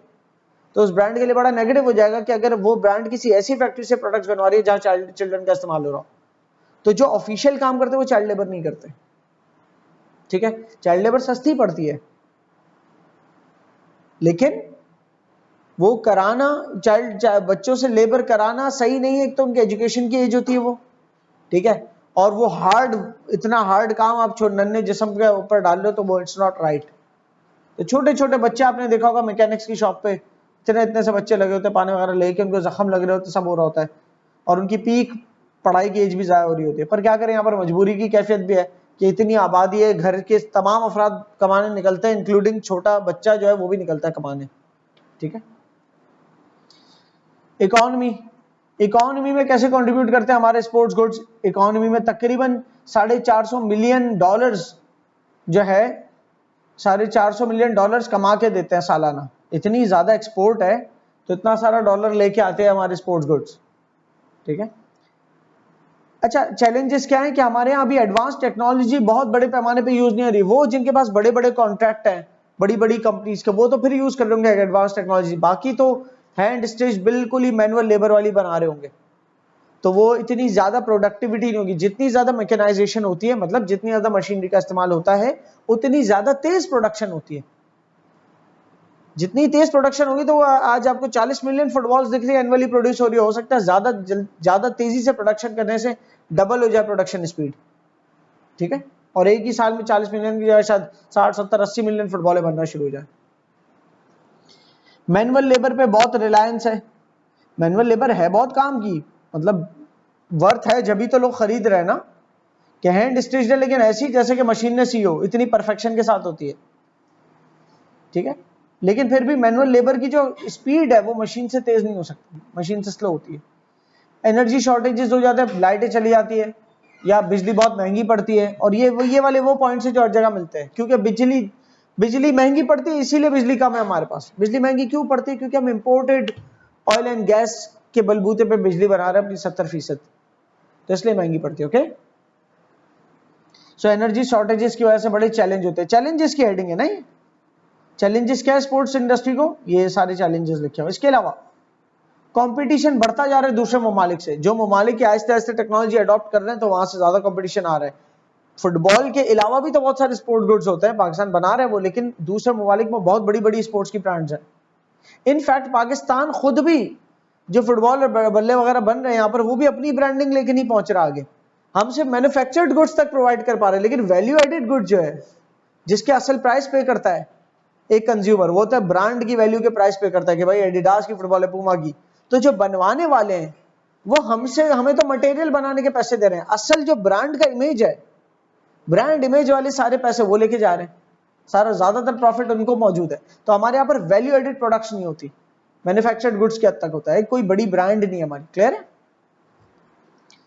गवर्नमेंट की सपोर्ट है बहुत, गवर्नमेंट प्रमोट करती है हमारे इस सेक्टर को, क्योंकि ये एक्सपोर्ट से ताल्लुक रखता है। जो सेक्टर हमारा एक्सपोर्ट से ताल्लुक रखता है, गवर्नमेंट उसके लिए बहुत ईजी रहती है, ताकि वो बिजनेस बढ़ाए उनका, और ज्यादा एक्सपोर्ट हो तो ज्यादा फॉरेन एक्सचेंज आए। ज्यादा फॉरेन एक्सचेंज आएगा तो जब हम ऑयल एंड गैस मंगवा रहे होंगे तो उसको पे करने के लिए हमारे पास डॉलर मौजूद होगा। ऑयल एंड गैस नहीं मंगवाते, सॉरी, क्या मंगवाते हैं? Crude oil. हाँ, वो तो रिफाइन हो गया, ऑयल गैस वगैरह में तब्दील होता है। फ्यूचर प्रोस्पेक्ट्स अच्छे, आज से चलना है, अच्छे चलना है, बस अपने आप को डेवलप करते रहें। और जो ये क्राफ्टमैनशिप है, मतलब जो इसकी एबिलिटी है, ये सिर्फ फुटबॉल ही नहीं बना रहे, बहुत कुछ बना, तो वो सारी एबिलिटी एक से दूसरे तक ट्रांसफर हो रही है, मॉडर्न टेक्नोलॉजी लेकर, ताकि प्रोडक्टिविटी बढ़े। या 3 फुटबॉलों की मिसाल दी हुई। अच्छा, स्पोर्ट्स इंडस्ट्री के अंदर आपको फुटबॉल ही दिखा रहा हूँ, सिर्फ फुटबॉल ही नहीं है, बहुत कुछ होता है, लेकिन क्योंकि फुटबॉल है बहुत मशहूर है पाकिस्तान की, कि फीफा तक में इस्तेमाल होती है उसकी, इसकी वजह से दिखा रहा हूँ। बल्ले भी पाकिस्तान के बड़े मशहूर है, CA के बैट्स बड़े मशहूर है। 2014 के वर्ल्ड कप जो कि ब्राजील में हुआ था, उसमें इस्तेमाल हुई थी ब्राजूका, ठीक है, उस बॉल का नाम था ब्राजूका। 2018 का वर्ल्ड कप जो कि रशिया में हुआ था, तो जो बॉल इस्तेमाल हुई थी उस बॉल का नाम था टेलस्टार। और जो कतर के अंदर वर्ल्ड कप अभी हुआ है 2022 में, उसमें जो फुटबॉल इस्तेमाल हुए अल रहला, ठीक है। और अब अगला वर्ल्ड कप कब है? 2026, 4 साल के फर्क से। ये तीनों फुटबॉल किसने बनाई है? Produce by forward sports private limited. Forward sports private limited के नाम से एक कंपनी है सियालकोट में उसने बनाई है फुटबॉल्स, यहां बनी है, पूरा कॉन्ट्रैक्ट इनके हाथ में था। फिर अगली आ जाते हैं सर्जिकल इंस्ट्रूमेंट इंडस्ट्री। पाकिस्तान में सर्जिकल इंस्ट्रूमेंट्स भी बनते हैं बेतहाशा, बहुत बड़ी इंडस्ट्री है इसकी भी। पाकिस्तान का क्राफ्ट सर्जिकल इंस्ट्रूमेंट्स में बहुत अच्छा हो गया है। एक जमाने में सिर्फ रिपेयर करते होंगे लोहे की चीजें, आज सर्जिकल इंस्ट्रूमेंट्स हमारे पास हजारों वैरायटी के अंदर मौजूद है। डेंटल इक्विपमेंट शामिल है उसके अंदर, कोई भी सर्जरीज वगैरह हॉस्पिटल में जो चीजें इस्तेमाल होती हैं, जैसे कि यहाँ पर सिजर्स लिखी हुई है, फोर्सेप्स है, चिमटी नहीं होती फोर्सेप, इस तरीके से कटिंग मैनिपुलेटर्स हो गए, वोंड क्लोजर। वोंड क्लोजर एक पकड़ना होता है जो उसको बंद करता है, आपका कट लग गया तो उसको बंद करता है, फिर उसके बाद स्टिचेस होते हैं उसमें, तो ये वुंड क्लोजर इस्तेमाल होता है। बहुत सारी, ये तो 4 लिखी हुई है, हजारों तादाद, हजारों इकसाम है, हजारों किस्म के ये सर्जिकल गुड्स होते हैं। बनते हैं कैसे? रॉ मटेरियल आता है, रॉ मटेरियल मतलब रॉ मटेरियल तो आपको पता है, सर्जिकल इंस्ट्रूमेंट बनाने तो आयरन और स्टील से ही निकल के कुछ बनता है, स्टील कह लो, प्योर स्टील, क्योंकि जंग ना लगने वाले होने चाहिए। अच्छा, प्रोडक्ट को डिजाइन पहले करते हैं, बाद में रॉ मटेरियल आता है। पहले तो डिजाइन करते हैं कंप्यूटरों पे, हैंड स्केचेस से किया करते होंगे किस जमाने में, कंप्यूटर पे डिजाइन होता है। फिर डिजाइन होने के बाद फिर वो प्रोटोटाइप बनाते कि ऐसा हमें इंस्ट्रूमेंट बनाना है। फिर जब एक दफा प्रोटोटाइप सक्सेसफुल हो जाए तो रॉ मटेरियल दबादब आता है और उससे प्रोडक्शन शुरू हो जाती है। वो प्रोडक्शन जब होती है, जो भी इस तमाम टूल्स की प्रोडक्शन होती है, उसकी पॉलिशिंग होती है, प्रॉपर वॉश किया जाता है, उसकी क्वालिटी टेस्टिंग होती है कि इस स्टैंडर्ड की है कि किसी मेडिकल फैसिलिटी में इस्तेमाल हो सके, क्योंकि ये कोई नट और पाने खोलने के लिए थोड़ी इस्तेमाल हो रही है चीजें, ये बड़ी सोफिस्टिकेटेड होती हैं, बड़ी हसास होती हैं, बहुत क्लीनलीनेस का ख्याल रखते हुए बनती है चीजें, जर्म फ्री एकदम। और इसको इस्तेमाल करने के बाद जो इस्तेमाल करता है वो इसको रोज स्टरलाइज भी करता है। स्टरलाइज करने का मतलब क्या होता है? साफ क्लीन करना। जैसे एक डेंटल क्लिनिक है, वो स्टरलाइजेशन, स्टरलाइजेशन का मतलब क्या होता है यार? स्टेरलाइज होता है, मेरे ख्याल से ये आता है, स्टेरलाइज करता है मतलब क्लीन करता है उसको, ऐसे नॉर्मल पानी से धो के नहीं, प्रॉपर उनके ओवन्स होते हैं, पता नहीं उसमें हीट अप करते हैं, फिर उसको क्लीन लिक्विड्स वगैरह के साथ, अल्कोहल के साथ क्लीन करके, तो जो रोज क्लीन होना हो जिसने, तो वो प्रोडक्ट अच्छी बनी हुई है। ऐसा नहीं होगा 2-3 दफा क्लीन हुआ और पॉलिश ही उतर गई सारी। सो बहुत ही अच्छे पैमाने की आइटम्स बनते हैं, तभी जाके एक्सपोर्टेबल भी है। पाकिस्तान के सर्जिकल गुड्स बड़े एक्सपोर्ट होते हैं, सर्जिकल इंस्ट्रूमेंट जो पाकिस्तान बनाता है। और ये भी मेनली सर्जिकल इंस्ट्रूमेंट्स भी हमारे ज्यादातर कहाँ बनते हैं? पंजाब में रहते हुए सियालकोट के अंदर, और भी जगह होंगी, लेकिन मेन सियालकोट है इसका हब भी। तो इसका मतलब Sialkot is not only for sports, surgical instrument भी बनते हैं, और भी बहुत किस्म के गुड्स बनते होंगे वहां पर मशहूर इन चीजों के लिए, ये स्पोर्ट्स गुड्स के लिए सबसे ज्यादा और सर्जिकल इंस्ट्रूमेंट्स के लिए। तारीख क्या है? वही सियालकोट में छोटी रिपेयर शॉप्स थी किसी जमाने में, वो रिपेयर शॉप बनते बनते अपने खुद के इंस्ट्रूमेंट्स बनाने शुरू हो गए, इतने हसास इंस्ट्रूमेंट्स। ये लोहार वाला काम नहीं है, ये बहुत ही बारीक काम होता है, सही है, सोफिस्टिकेटेड, इसीलिए लफ्ज कह रहा हूं बार बार। एक्सपोर्ट मार्केट क्या है? यूएसए में एक्सपोर्ट होता है, जर्मनी में, यूके में, चाइना में, मिडिल ईस्ट में, मतलब यू नेम इट, बहुत सारी एशियन कंट्रीज में एक्सपोर्ट होता है हमारे सर्जिकल इंस्ट्रूमेंट्स। 133 मिलियन डॉलर्स के सर्जिकल इंस्ट्रूमेंट्स जो है 2021 में एक्सपोर्ट हुए थे, ठीक है। इंडस्ट्री साइज क्या है? अच्छा, इसमें कोई एक बहुत बड़ी कंपनी का नाम नहीं है, होता तो उसकी अपनी ब्रांड होती ना, बिल्कुल वैसे जैसे फुटबॉल बनाने की कोई बहुत बड़ी कंपनी का नाम नहीं है, और नाम भी है तो मैंने आपको आज बताया। हमें तो फुटबॉल एडिडास, पुमा सबसे पता होती है, ये थोड़ी पता होता है कि उस वर्ल्ड कप की ball forward sports company limited ने बनाई, वो तो नाम क्यों, उनकी ब्रांडिंग आगे नहीं हुई भी ना, वो सिर्फ मैन्युफैक्चर्ड गुड्स दे रहे हैं, उसके ऊपर वैल्यू एडेड जो है ना, उसकी एडवर्टाइजमेंट ऐसी करना, सेलिब्रिटीज के जरिए इस्तेमाल करवाना, एडवर्टाइज कराना ताकि ब्रांड वैल्यू बढ़े, ये सब तो वो नहीं करते। इसी तरह से हमारे सर्जिकल इंस्ट्रूमेंट्स की जो इंडस्ट्री है वो भी मैन्युफैक्चर करते हैं, जिस ब्रांड का लेबल लग के बिकता होगा, ब्रांड्स तो इंटरनेशनल है, वो बताती है हमें किस तरह बना के दो। तो हमारे एक्चुअल जो प्रोसेस है ना, हमारा मसला ये है कि इंटरनेशनल ब्रांड जो है ना, मिसाल के तौर पे अगर मैं नाम लेता हूं कोई भी कपड़े की ब्रांड का, एक ब्रांड है मैंगो, ये जीन्स बनाती है, बहुत इंटरनेशनली बहुत ज्यादा जो है ना वेल रिनाउंड ब्रांड है ये। मैंगो ने अपने स्टैंडर्ड्स बनाए हुए कि इन क्वालिटी स्टैंडर्ड्स के साथ जो है ना हमारी पेंटें होनी चाहिए, वो क्वालिटी स्टैंडर्ड्स पाकिस्तान में सिखा दिए गए। क्यों? क्योंकि पाकिस्तान में लेबर चीप है, और बिजली चीप होती तो और चीप बनता, वो सिखा दिए गए, और उसी स्टैंडर्ड्स पे रहते हुए अगर हमने पेंट्स बनाई तो मैंगो हमसे वो पेंट्स खरीद लेता है। मैंगो का लेबल भी हम लगा के देते हैं, उसको टैग भी हम चिपका के देते हैं, वो बस लेता है और रिटेल स्टोर्स पर रख देता है। समझ रहे हो? पूरी की पूरी मैन्युफैक्चरिंग, कॉटन से लेकर पैंट खत्म होने तक, पैक होने तक टैग भी हमने लगा के दिया, सही। लेकिन हमसे शायद वो ले $10 में एक पैंट, और बेचेगा मार्केट में $60 में। हमें इस $10 में रहते हुए सब मैनेज करना है, कॉटन का प्राइस देना है, मशीनों का प्राइस देना है, इलेक्ट्रिसिटी कॉस्ट देनी है, लोगों की वेजेस देनी है, करते करते जो ओनर है जिसने पूरा सेटअप बनाया उसका प्रॉफिट भी इसी में से निकालना है। और उनको 10 से लेकर $60 जब मार्केट में बेचे तो $50 उनको मिल रहा है, वो भी उनका पूरा जेब में नहीं जाता, उनकी बहुत सारी ब्रांडिंग में पैसा चला जाता है, मार्केटिंग में बहुत सारा पैसा चला जाता है। ये एक पेंट है सिर्फ, ऐसी लाखों करोड़ों पेंटें बेचते होंगे सालाना, तो वो इतनी पेंटें बेचने से इतना बड़ा रेवेन्यू आता है, जिसमें से बहुत बड़ा हिस्सा मार्केटिंग में लगा देते हैं। किस पे? कैसे? सेलिब्रिटीज को हायर किया, स्पोर्ट्स स्टार्स को हायर किया, और उनको ये पेंटें पहनाई, और कोई किसी किस्म की मॉडलिंग वगैरह भी करा लेते हैं, बैनर्स वगैरह लगवाते हैं, इस तरह से करके इसका ब्रांड इमेज बनाते हैं लोग। और एक दफा ब्रांड इमेज बन गया तो सबसे बड़ा पीस ऑफ केक किसको मिलता है? उस ब्रांड को मिलता है, क्योंकि ब्रांड ने उस प्रोडक्ट के साथ एक वैल्यू अटैच की। क्या वैल्यू अटैच की? लोगों को ये परसेप्शन दिया कि it is a quality product. Quality product का परसेप्शन देने के लिए जितना खर्चा किया और जितनी रिसर्च की, उसके बाद सबसे बड़ा प्रॉफिट भी फिर वही कट आउट करके जाते हैं। क्योंकि एट फर्स्ट आप ये भी तो देखो ना, मैंगो ने ही तो बताया कि हमारे क्या स्टैंडर्ड्स हैं, जब आप पेंट बनाएंगे तो किस तरह से बनाएंगे, किस क्वालिटी की बनाएंगे, ये सब भी तो उन्होंने सिखा दिया ना। तो उनके सिखाए हुए तरीके को फॉलो करते हुए आप बना पा रहे हो। तो उन्होंने जो सिखाया आपको तरीके और जिस क्वालिटी की पेंट बनाना सिखाई, वो पहले खुद भी तो उन्होंने इन्वेस्ट किया होगा उसकी रिसर्च के अंदर। कितनी किस्म की हजारों इकसाम की पेंटें बनाई होंगी और रिजेक्ट की होंगी, करते करते फाइनली उस एक करेक्ट प्रोडक्ट के ऊपर पहुंचे होंगे, और उसके बाद बताया होगा कि भाई ऐसी पेंट बना के दो। समझ आ रही बात?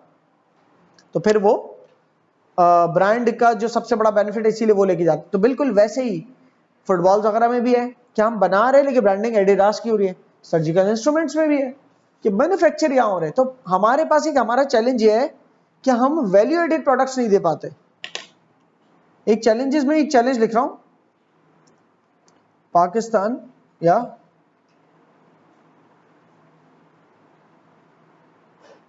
Lack of branding. अच्छा, ऊपर लिखा हुआ है, सॉरी, यहां लिखा हुआ है, देख रहा हूं, lack of branding, lack of country of origin की स्टैंपिंग। अक्सर तो ये होता है कंट्री ऑफ ओरिजिन किसे कहते हैं, ये चीज कहां बनी है, कहां से ताल्लुक रखती है, उसे कहते हैं कंट्री ऑफ ओरिजिन। तो गारमेंट्स में तो कंट्री ऑफ ओरिजिन का टैग लगा होता है, मेड इन पाकिस्तान लिखा होता है, made in Vietnam, made in China.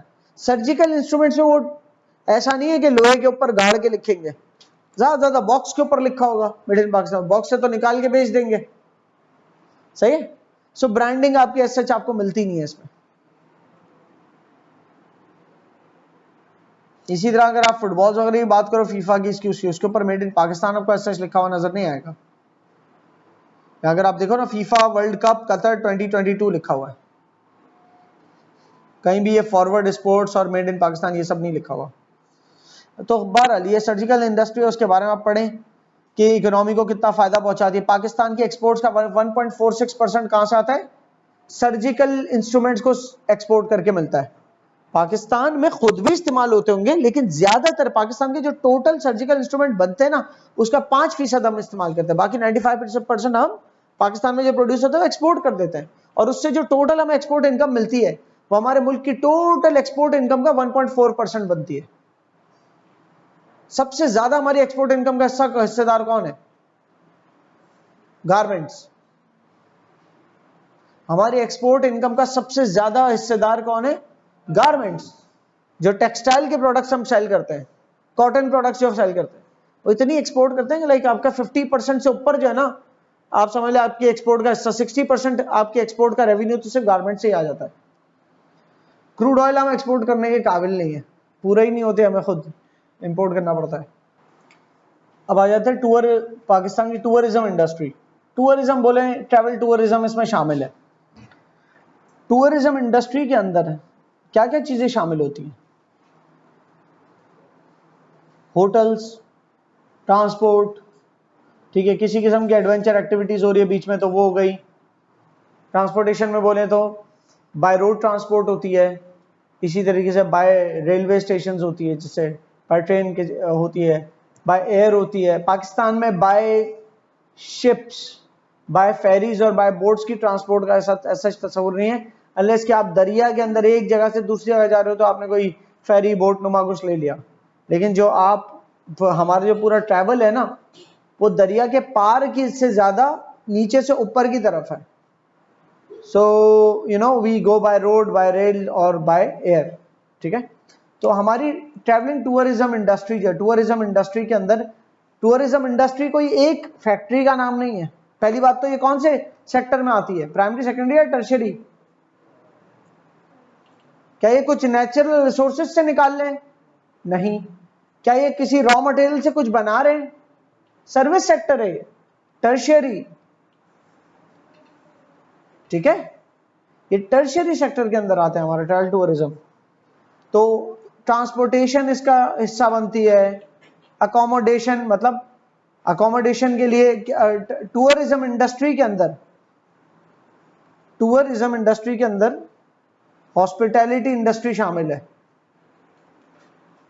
Tourism की इंडस्ट्री में हॉस्पिटैलिटी इंडस्ट्री या होटल इंडस्ट्री कह लो, ठीक है ना। होटल्स की जो इंडस्ट्री है उसको हम कहते हैं हॉस्पिटैलिटी इंडस्ट्री। क्या, इसमें हॉस्पिटल मत समझना, वो हॉस्पिटल वाली जो इंडस्ट्री, जो हॉस्पिटल्स होता है ना, वो तो मेडिकल, आपकी हेल्थ इंडस्ट्री कह दो या हेल्थ सेक्टर या मेडिकल इंडस्ट्री में आता है वो। हॉस्पिटैलिटी का मतलब ये होता है कि आप सर्व करते हो किसी को, मेहमान नवाजी। हॉस्पिटैलिटी किसे कहते हैं, मेहमान नवाजी। तो हॉस्पिटैलिटी इंडस्ट्री के अंदर क्या आता है, होटल्स। होटल्स यहां पर रिहाइश होती है, रेस्टोरेंट्स नहीं है। होटल्स का ही पार्ट रेस्टोरेंट्स भी है, वो एक अलग बात है। तो टूरिज्म इंडस्ट्री एक बड़ा सेक्टर है। उस सेक्टर के अंदर बहुत सारे सेक्टर्स आते हैं, जिसमें से एक सेक्टर क्या है, हॉस्पिटल्स, हॉस्पिटल्स नहीं सॉरी, होटल्स, जो हॉस्पिटैलिटी सर्विसेज देते हैं। तो अकोमोडेशन मतलब रिहाइश, अकोमोडेशन का मतलब रिहाइश। तो रिहाइश कौन फराम करते हैं, हमारी हॉस्पिटैलिटी इंडस्ट्री। ट्रांसपोर्टेशन कौन फराम करते हैं, ट्रांसपोर्टेशन सेक्टर, ट्रांसपोर्टेशन इंडस्ट्री। फिर फूड इंडस्ट्री जो है वो खाना पीना फराम करती है, जिसमें रेस्टोरेंट्स वगैरह शामिल है। ट्रैवल एजेंसी, जिसमें टिकट्स वगैरह, बुकिंग्स वगैरह सब फराम करते हैं, राइट। टूर ऑपरेटर्स, ये हमारे गाइड्स होते हैं। गाइड्स का भी तो काम है ना, अक्सर तो हमारी जो ट्रांसपोर्टेशन है ना वही गाइड कर देता है हमें, वही गाइड्स बन के हमें लेके चल रहे होते हैं। लेकिन कुछ होते हैं जो बाकायदा गाइड्स होते हैं, जिनका जिनका प्रोफेशन ही होता है कि लोगों को टूर्स कराना, ठीक है, तो वो टूर ऑपरेटर्स कहलाते हैं। ट्रैवल एजेंसी का काम क्या है? टिकट फराहम करना, टिकटिंग वगैरह करा के देते हैं। हम जाके पीआईए एयरलाइंस के अंदर जाके पीआईए की वेबसाइट से टिकट नहीं उमूमन खरीदते, उमूमन हम किसी ट्रैवल एजेंट से लेते हैं टिकट। यह ट्रैवल एजेंसी की कुछ ऐप्स होती हैं, जैसे कि एक ऐप मशहूर सस्ता टिकट .pk, सस्ता टिकट के नाम से एक ऐप है, ठीक है। तो ये हम ऐप के जरिए भी टिकट्स बुक कर लेते हैं। अट्रैक्शंस, फिर जहां पर टूर के लिए जा रहे हैं, जिस जगह पर हम टूर के लिए जा रहे हैं उस जगह पर भी तो बहुत सारे बिजनेसेस मौजूद होते हैं जो उस जगह को प्रिजर्व करके रख रहे हैं, साफ सुथरा रख रहे हैं, वहां खाना पीना मुहैया कर रहे हैं, वहां आपको एक अच्छा व्यू प्रोवाइड कर रहे हैं, फोटोग्राफी प्रोवाइड कर रहे हैं, वहां कोई एडवेंचर एक्टिविटी प्रोवाइड कर रहे हैं, जैसे पैराग्लाइडिंग प्रोवाइड कर दिया आपको, ठीक है। या फिर किसी आप कल्चरल हेरिटेज मतलब तारीखी मकामात होता है, किसी कल्चरल हेरिटेज साइट, पुरानी किसी साइट पे गए हिस्ट्री को सीखने के लिए, मोहनजोदड़ो, हड़प्पा या कोई टैक्सिला की किसी सिविलाइजेशन के बारे में स्टडी करने के लिए चले गए, तो वहां पर जो गाइड्स वगैरह हैं, तो वो एक अट्रैक्शन पॉइंट है। जब भी तो मैं एज अ टूरिस्ट वहां गया ना, हो सकता है आपको अट्रैक्ट ना करे, मुझे करे, हो सकता है आप माउंटेन्स के एक्सपीरियंस ज्यादा अट्रैक्ट करते हो तो आप माउंटेन्स की तरफ चले जाए, वहां पर जो आपको फैसिलिटेट करेंगे वो उस अट्रैक्शंस की तरफ के बिजनेसेस हो गए, सही। ये सारे जो बिजनेसेस हैं, ये सब सारे बिजनेसेस किसके अंदर आते हैं? टूरिज्म इंडस्ट्री में। क्लियर है? पाकिस्तान का नक्शा यहाँ पर क्यों है पता नहीं, बस ये बताने के लिए कि हमारा ज्यादातर ट्रैवल जो टूर होता है ना, सिंध की तरफ कोई टूर करने आए तो सिंध में कुछ तारीखी मकामात है उनका टूर कर लिया, या कराची में आके कराची कोस्ट देख ली, या मकरान कोस्ट की तरफ चले गए, बलूचिस्तान की जो पूरी है वो भी टूर हो सकता है। गवादर का टूर करने चले गए कि देखना है वही वो पोर्ट कैसा है, या बहुत सारे बीच वगैरह रास्ते में आते हैं, बीचेस होते हैं, उनका टूर कर सकता है कोई जाके। ये सारी पिकनिक्स वगैरह भी टूरिज्म में ही आती है।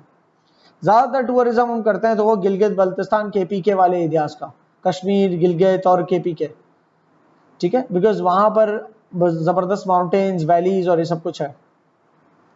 Significance of tourism in Pakistan, क्या अहमियत है टूरिज्म में पाकिस्तान की?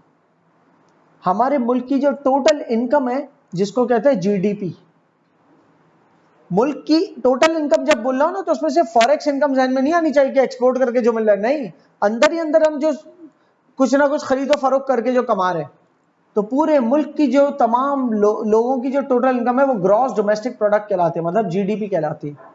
तो जीडीपी बहुत सारी सोर्सेज से मिलकर बनती है, जिसमें से एक सोर्स जो है हमारा टूरिज्म भी है। टूरिज्म हमारे पाकिस्तान की जीडीपी का तकरीबन 4.5% कंट्रीब्यूट करता है। टूरिज्म के अंदर जितने भी बिजनेसेस हैं उन सारे बिजनेसेस की इनकम मिला के हमारे पूरे मुल्क की टोटल इनकम का 4.5% बनता है। मुल्क में और भी बहुत सोर्सेज ऑफ इनकम होती हैं, मुल्क में हेल्थ सेक्टर की तरफ से इनकम होती है, एजुकेशन सेक्टर की तरफ से इनकम होती है, ठीक है, और बहुत सारे दीगर हाउसिंग मार्केट है, वहां से इनकम जनरेट होती है, गारमेंट्स की तरफ से इनकम जनरेट होती है, स्पोर्ट्स गुड्स, बहुत सारी इनकम, उसमें से टूरिज्म एक सेक्टर है जिसके अंदर बहुत सारे हजारों की तादाद में बिजनेसेस जिसके अंदर आते होंगे। तो वहां से टोटल मिला के इनकम पूरे मुल्क की कितनी जनरेट करता है? 5.9% लिखा हुआ है यहाँ, 4.5 मैंने लिखा था, आपके जहन में 5% होना चाहिए। ये एग्जैक्ट फिगर्स याद ना हो भले, बट फिर भी आइडिया होना चाहिए। कोविड से पहले देखो, कोविड के बाद तो पूरी दुनिया के टूरिज्म में ड्रॉप आया था, तो पाकिस्तान में भी आया था।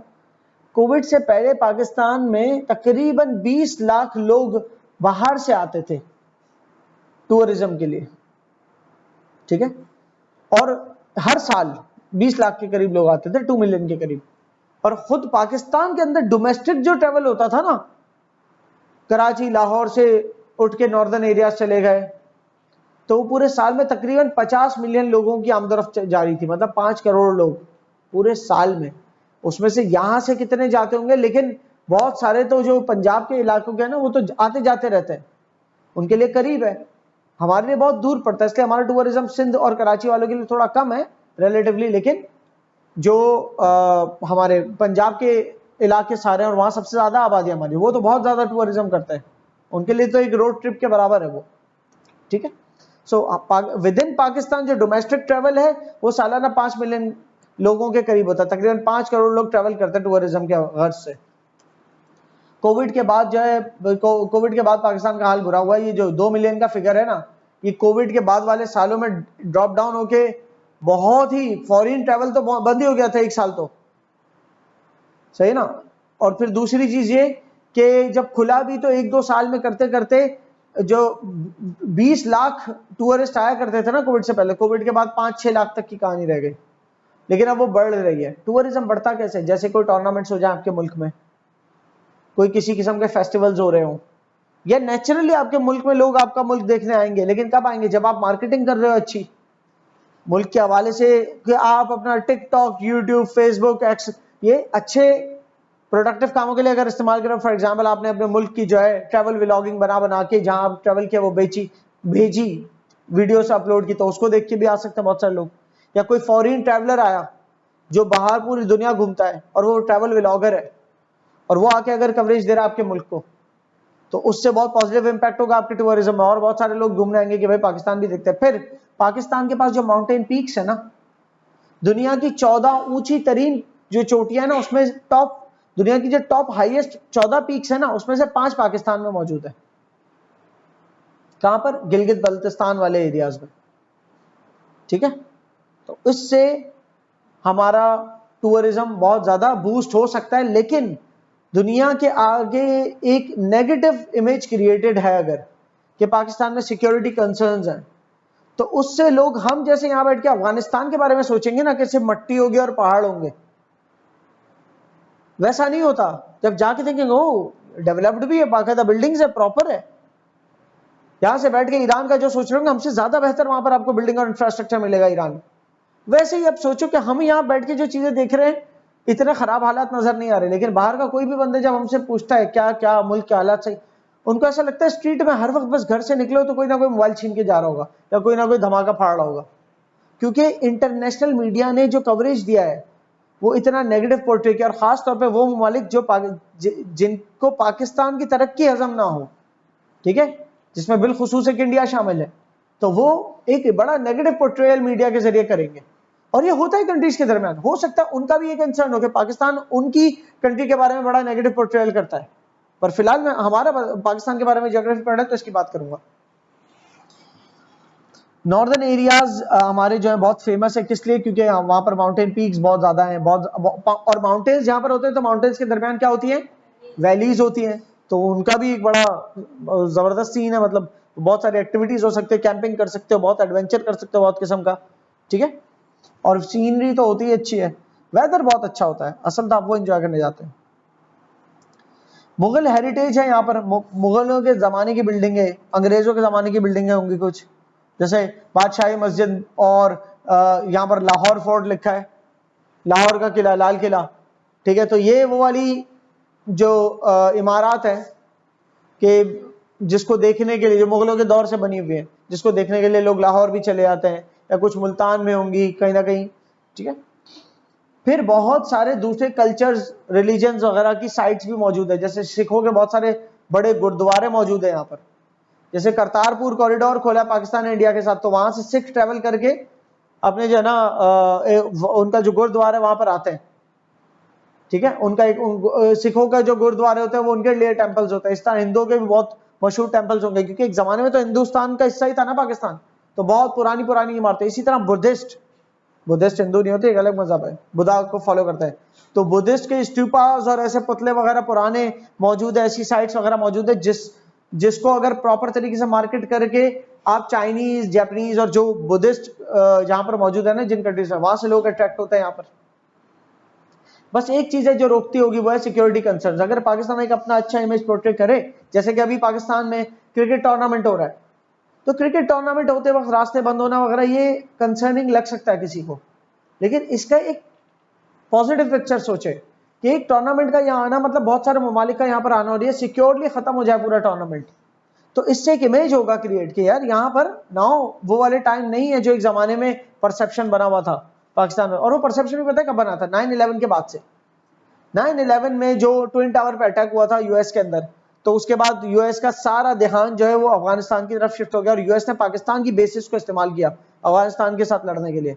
तो अब पाकिस्तान अफगानिस्तान के लिए एक दुश्मन कंट्री बन गया, अफगान तालिबान के लिए एक दुश्मन कंट्री बन गया पाकिस्तान, कि ये यूएस को जगह दे रहे हैं। तो फिर उनकी नजर में तो वैसे ही दुश्मन था, और फिर उनमें से ही कोई ग्रोह निकल के या कोई और ग्रोह ने कोई किसी तरह फायदा उठाया, जो भी है हमारे जो पाकिस्तान के अंदर जो स्टेबिलिटी थी ना किसी किस्म की, वो तबाह कर दी।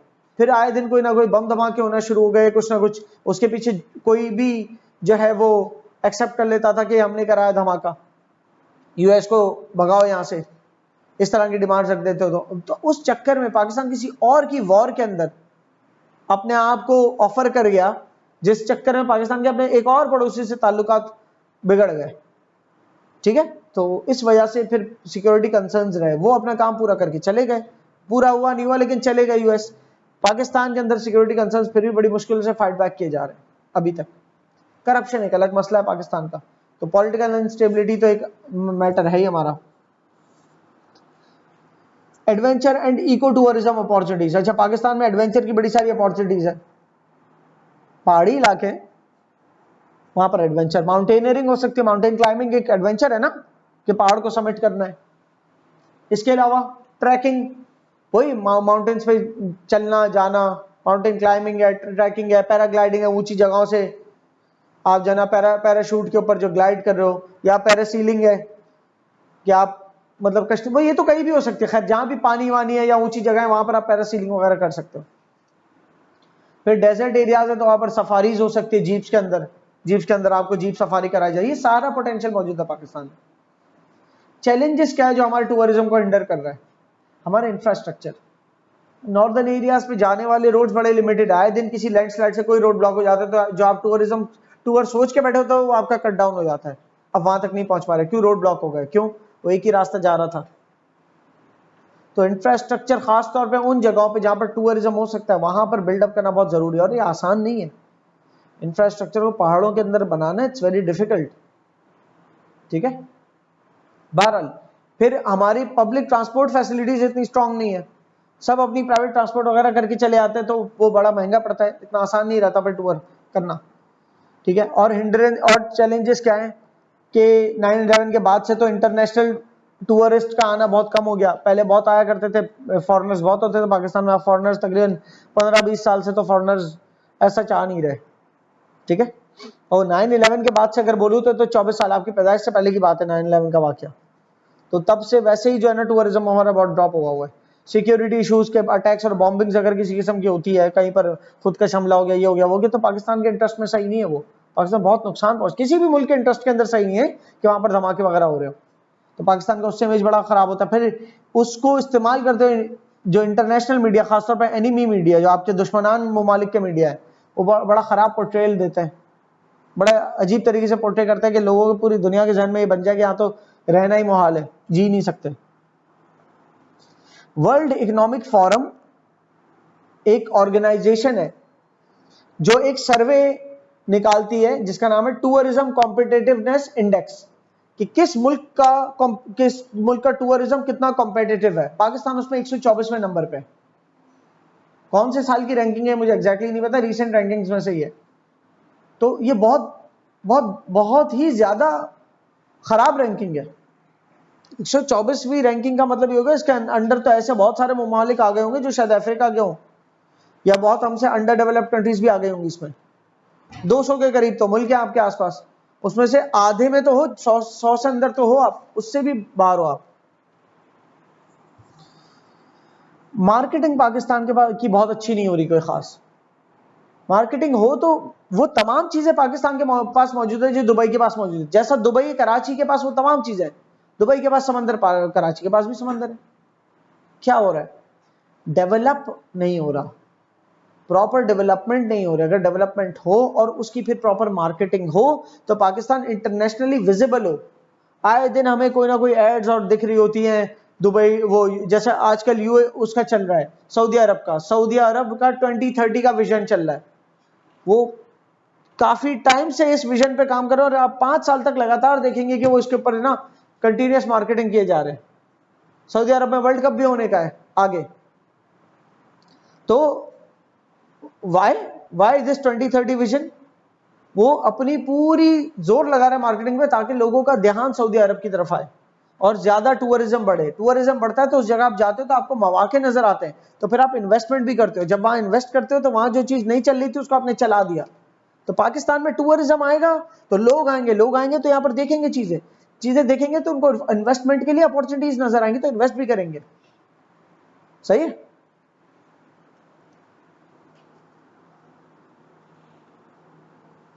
पार्टनरशिप्स, इंटरनेशनल पार्टनरशिप्स नहीं है हमारी कोई खास, कोई बड़ी ऑर्गेनाइजेशंस इंटरनेशनल हो जिनके साथ हमारे पार्टनरशिप प्रोग्राम्स हो, कि फॉर एग्जांपल आईसीसी है, जैसे उसकी चैंपियंस ट्रॉफी आई अभी, तो ये एक पार्टनरशिप कहलाई, इंटरनेशनल पार्टनरशिप कहलाई, राइट। तो इस तरह से बड़े बड़े आप जो है ना इंस्टीट्यूशंस के साथ कनेक्टेड हो, जो कोई आपके मुल्क में भी आके प्रोग्राम्स कराए। एयरलाइंस के साथ आपके ऐसे मुआहदे हो कि जो आपके मुल्क को प्रमोट करें और आपके मुल्क की टिकटें जो है वो थोड़ी सस्ती दे ताकि लोग यहाँ आने की करें, ये टिकट सस्ता है। फिर वीजा पॉलिसी, पाकिस्तान ने ये एक अपॉर्चुनिटी खुलती है पाकिस्तान के पास, कि पाकिस्तान ने बहुत सारी कंट्रीज के जो है ना रिसेंटली वीजा ऑन अराइवल कर दिए कि वो अपने मुल्क में ऑन अराइवल पाकिस्तान का वीजा हासिल कर सकते हैं, तो उससे उनके लिए वीजा लेना आसान है। तो बस वो अपने एयरपोर्ट पहुंचे और पाकिस्तान का टप्पा लगवा के आ जाए। सही, तो इससे टूरिज्म प्रमोट होता है। लेकिन फिर इससे जब आप ऑन अराइवल वीजा किसी के लिए खोलते हो ना, तो एक रिस्क भी है, कोई टेररिस्ट उस कंट्री से आ सकता है, क्योंकि ऑन अराइवल वीजा दे रहे हो तो इसका मतलब आप प्रॉपर टाइम आपके पास नहीं है कि उस बंदे की स्क्रीनिंग करो कि वो कहां से आ रहा है, क्या उसके पीछे बैकग्राउंड है और सब।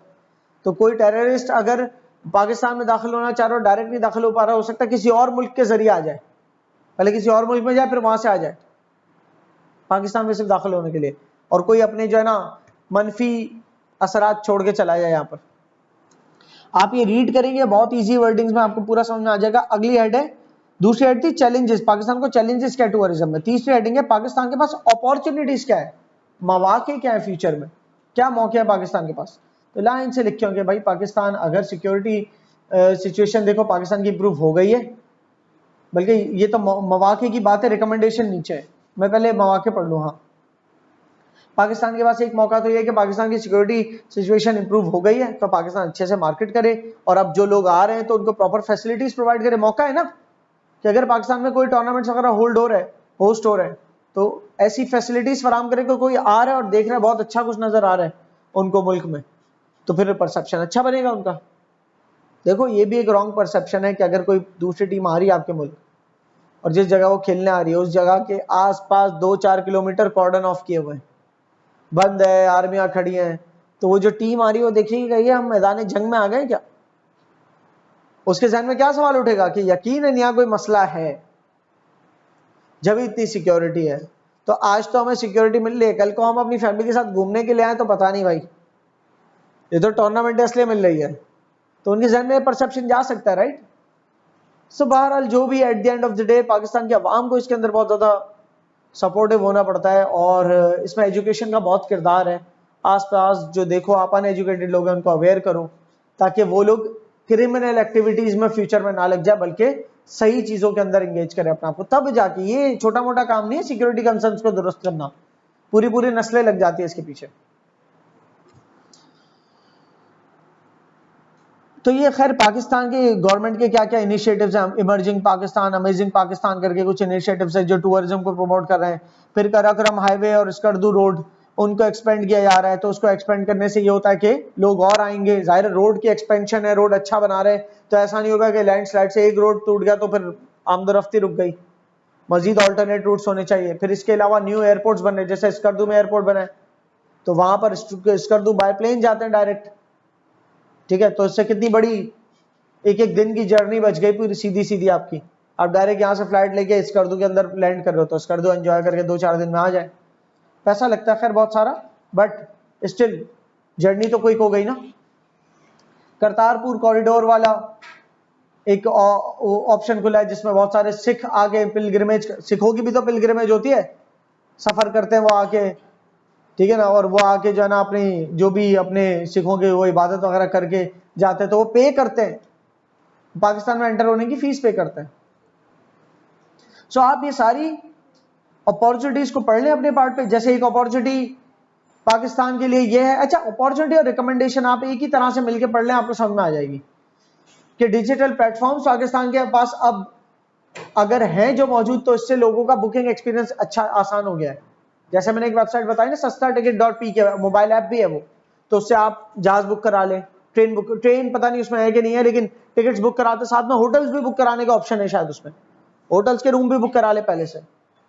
तो इससे क्या, ऑनलाइन बुकिंग से लोगों को एक आसानी है ना कि हम जब बस पहुंचेंगे और फला होटल चले जाएंगे। ठीक, सो ये एक आपके पास सारी अपॉर्चुनिटीज टूरिज्म को बढ़ाने की है। रिकमेंडेशन जहां लिखे कि जो आपके मसाइल है ना उन सबको इंप्रूव कर दो, वो सारी नीचे रिकमेंडेशन है आपकी, पढ़ेंगे एक दफा समझ में आ जाएगा। एक दो रिकमेंडेशन की अगर मैं बात करूं तो पाकिस्तान को चाहिए कि ग्रीन टूरिज्म को प्रमोट करें, मतलब ऐसे प्रोग्राम्स बनाए कि हम wildlife preservation programme, leopards को प्रिजर्व कर रहे हैं, उसके लिए हमने पूरा एक जंगल को बहुत अच्छे से जो है ना सेफ एंड साउंड बना दे ताकि लेपर्ड्स रोडों पे आगे एक्सीडेंटेड ना हो जाए, और लोगों को हम लेपर्ड्स का टूर कराने के लिए लेके जाएंगे। तो जिस तरह से डेजर्ट सफारी होती है, जंगल सफारी भी होती है, गाड़ियों के अंदर ले जाके जंगल सफारी करवा रहे हैं, तो लाइव आप एनिमल्स को देखें, लेकिन वो सफारी की जो गाड़ी है वो पिंजरे टाइप की होगी कि वो अटैक ना करे। ये भी तो एक तरीका है ना कि भाई आपको देखने का शौक है ना जानवर, तो आप पिंजरे में बंद होकर जाओ, जानवर को पिंजरे में क्यों बंद कर रहे हो? सही, तो इस तरह की जो है ना ये कहलाते हैं ग्रीन टूरिज्म। फॉरेस्ट को प्रिजर्व करें, तो इससे क्या होगा कि जो ग्रीन ट्रैवलर्स है ना, जो ये ग्रीनरी और वाइल्ड लाइफ को प्रमोट करना चाहते हैं, वो आपके मुल्क में आएंगे। तो सारी यहाँ पर लिखी हुई है कि क्या क्या रिकमेंडेशंस हो सकते हैं जिससे आप होटल्स की स्टैंडर्डाइजेशन अच्छी कर सकते हो। अगर हमारे होटल्स स्टैंडर्डाइज्ड होंगे, स्ट्रिक्ट प्राइसिंग पॉलिसीज होगी, और स्टैंडर्ड्स का मतलब 3 स्टार है तो 3 स्टार होगा वो, ऐसा नहीं कि लिख के बैठा हो 5 स्टार और 3 स्टार निकला। 5 स्टार लिखा है तो 5 स्टार ही होगा वो स्टैंडर्ड्स को फॉलो करते हुए हो, और प्राइसिंग भी प्रॉपर हो रही हो, कोई ओवरचार्ज ना करे, क्योंकि ओवरचार्ज करोगे तो परसेप्शन बुरा बनेगा।